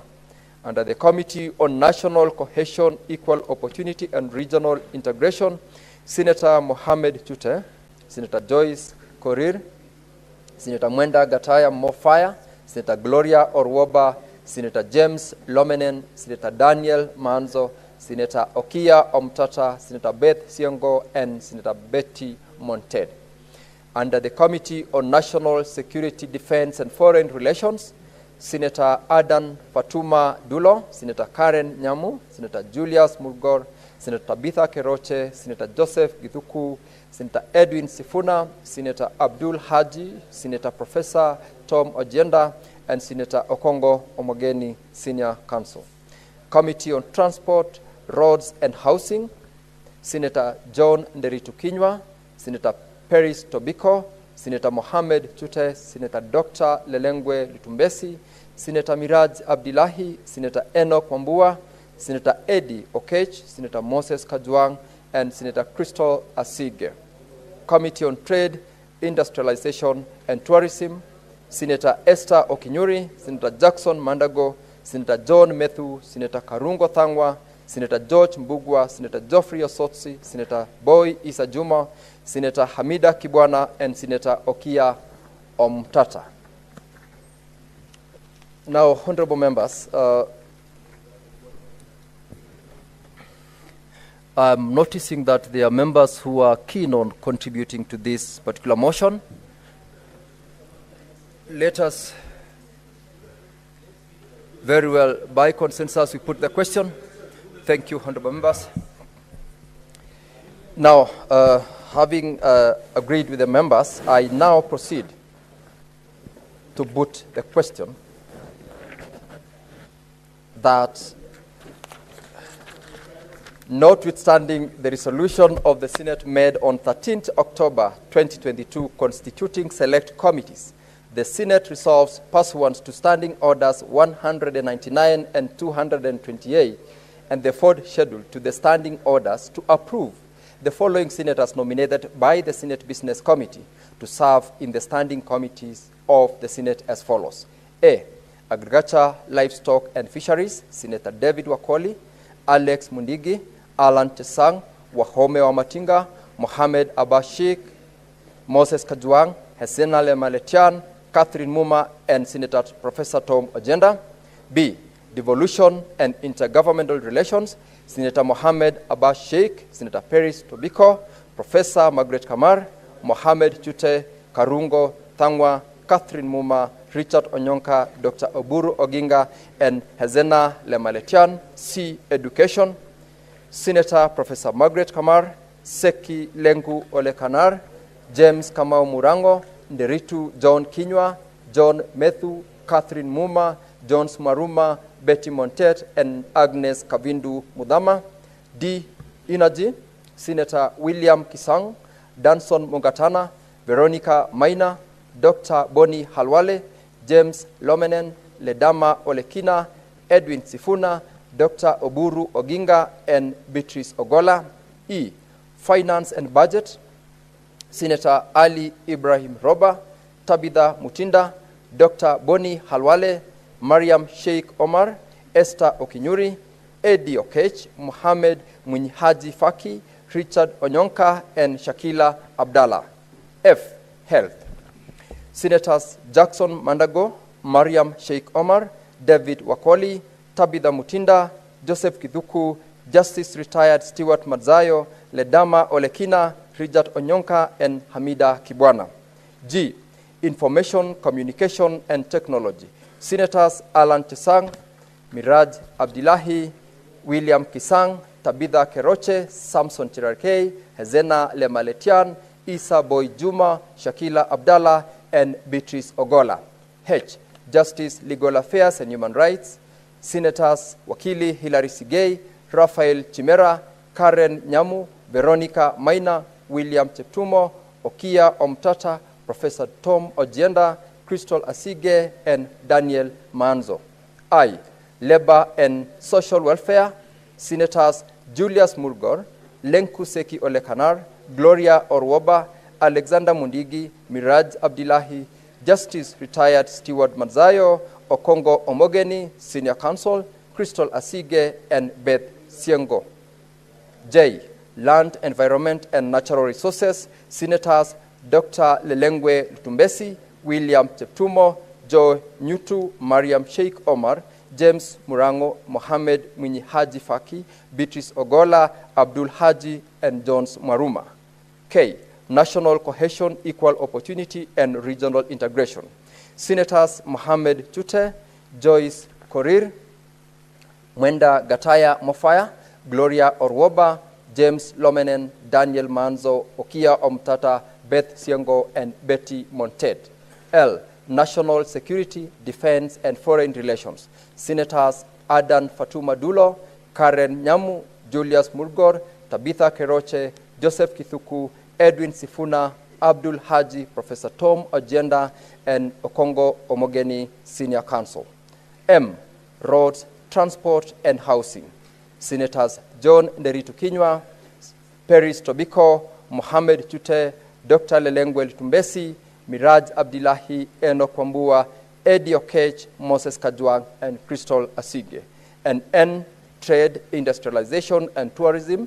Senators Esther Okinyuri, Jackson Mandago, John Methu, Karungu Thangwa, George Mbugwa, Godfrey Osotsi, Juma Isa Juma Boy, Hamida Kibwana, and Okia Omtata. Now, honorable members, will as many as of that opinion say aye?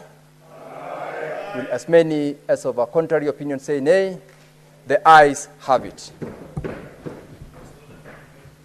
Clerk, call the next order, please.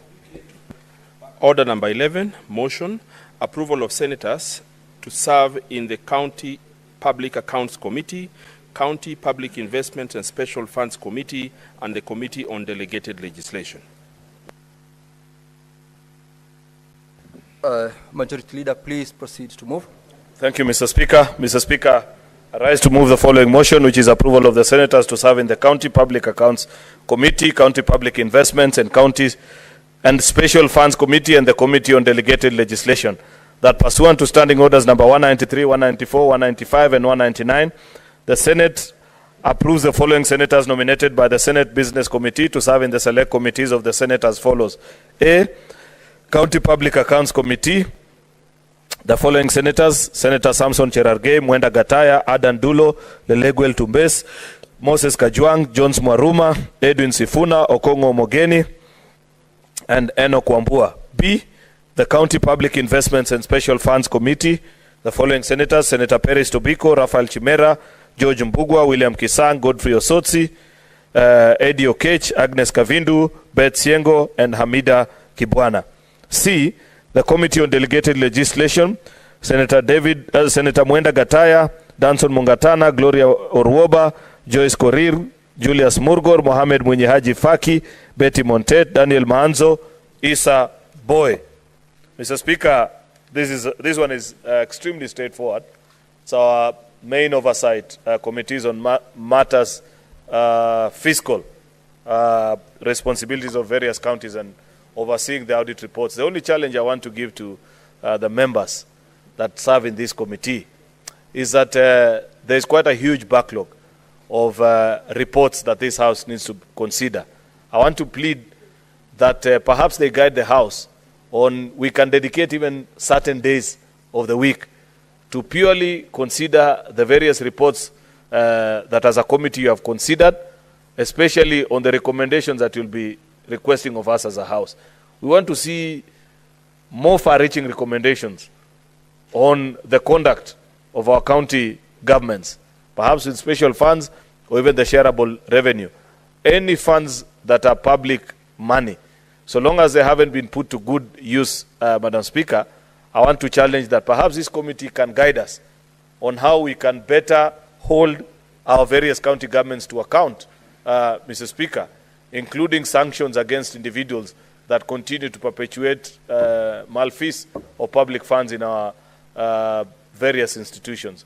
Therefore, Mr. Speaker, I know that the men and women that have been granted the opportunity to serve in this committee will do an exemplary job and will lead its House in fulfilling its mandate. With those very many remarks, I beg to move and request the Senator for Kilifi and the leader of the minority, Senator Retired Justice Stewart Mazayo, to second. I thank you, Mr. Speaker.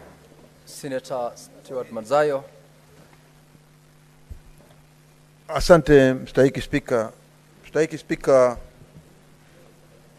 nataka kuanza kuunga mkono wale wote waliochaguliwa hapa katika hizi kamati zote tatu. Kamati hizi tatu, Bwana Spika, ni nguzo ya Senate kwa sababu ni kamati ambazo ziko na majukumu ya hali ya juu, hususan mambo ya utekelezaji wa pesa, matumizi, na hatimaye pia vile vile kuchunguza kama zinatumika hizo pesa tunazopeleka katika mashinani zinatumika kwa hali ile inayotakana. Kwa hiyo tukiwa tunajidai na hizi kamati ni kwamba tuko na imani ya kwamba zitatekeleza wajibu wake.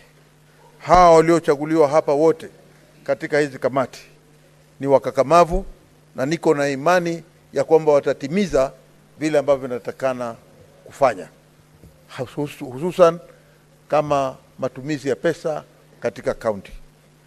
Asante Bwana Spika, ninaunga mkono.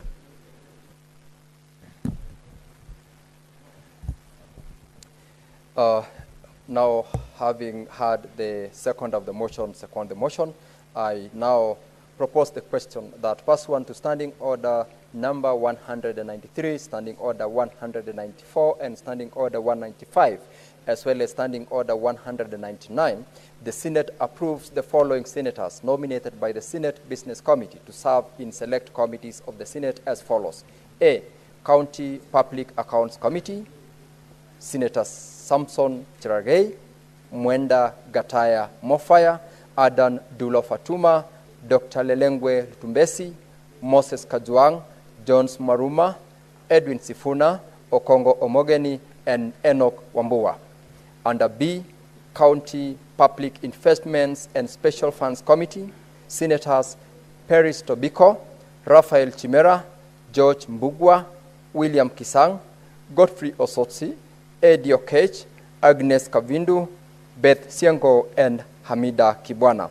Under C, Committee on Delegated Legislation, Senators Mwenda Gataya Mofaya, Danson Mungatana, Gloria Orwoba, Joyce Korir, Julius Murgor, Mohamed Mwinyi Haji Faki, Betty Monted, Daniel Manso, and Boy Isa Juma. Honorable members, similarly, this is a motion that I can see there are members who have expressed interest to contribute, but being a procedural motion,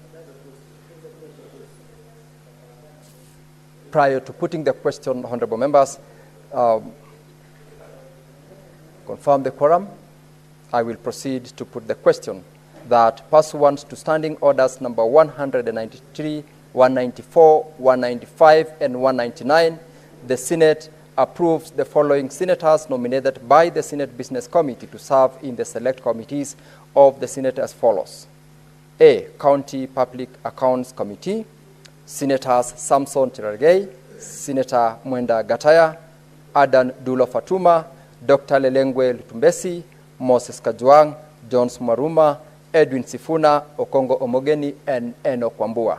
Under B, County Public Investments and Special Funds Committee, Senators Peris Tobiko, Raphael Chimera, George Mbugwa, William Kisang, Godfrey Osotsi, Eddie Okech, Agnes Kavindu, Beth Siengo, and Hamida Kibwana.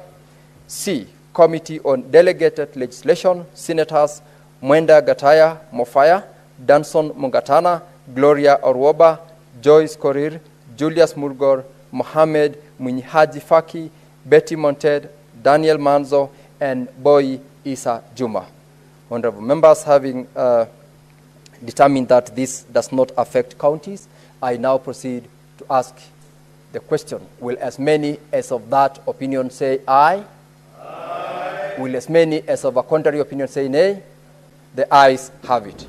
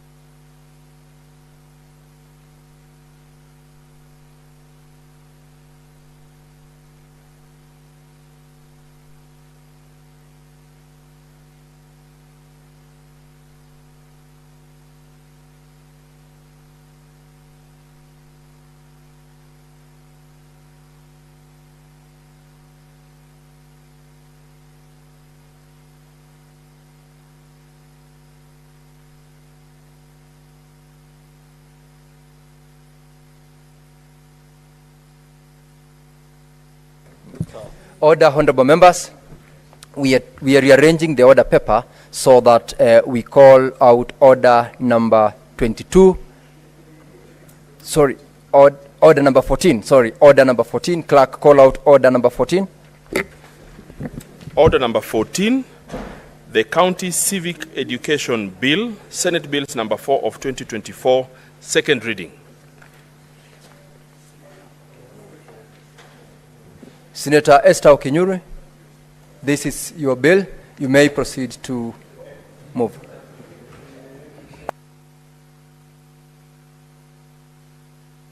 Senator Boni Halwale.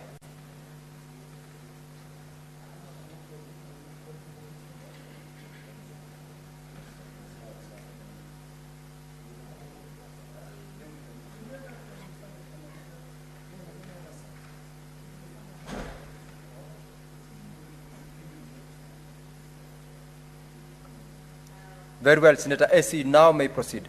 Yes, thank you, Mr. Speaker. I beg to move that the County Civic Education Bill, that is Senate Bills number 4 of 2024, be read a second time. Mr. Speaker, sir, the 2010 Constitution of Kenya ushered in a new era of devolution, granting significant powers and resources to our 47 county governments. However, devolution is not just about transferring power from the national government to counties. It's also about ensuring that every citizen understands their role in this new system of governance. And unfortunately, many of our people remain unaware of their rights, responsibilities, and the opportunities available under them under devolution. This gap in knowledge undermines the very essence of public participation, which is the cornerstone of our democracy.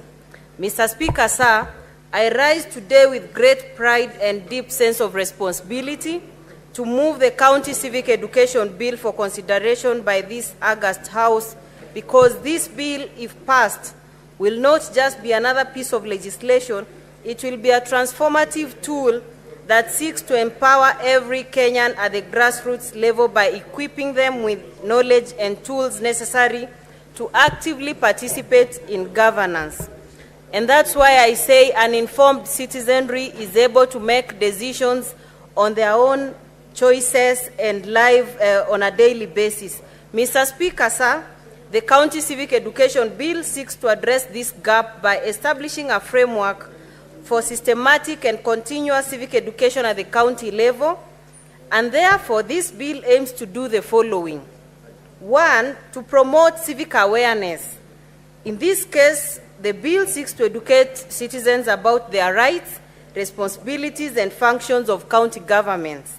Secondly, this bill also helps to enhance public participation, and it does this by empowering citizens to actively engage in decision-making processes such as budget formulation, development planning, and oversight. Thirdly, the bill seeks to strengthen devolution, and it will do this by fostering a deeper understanding of devolution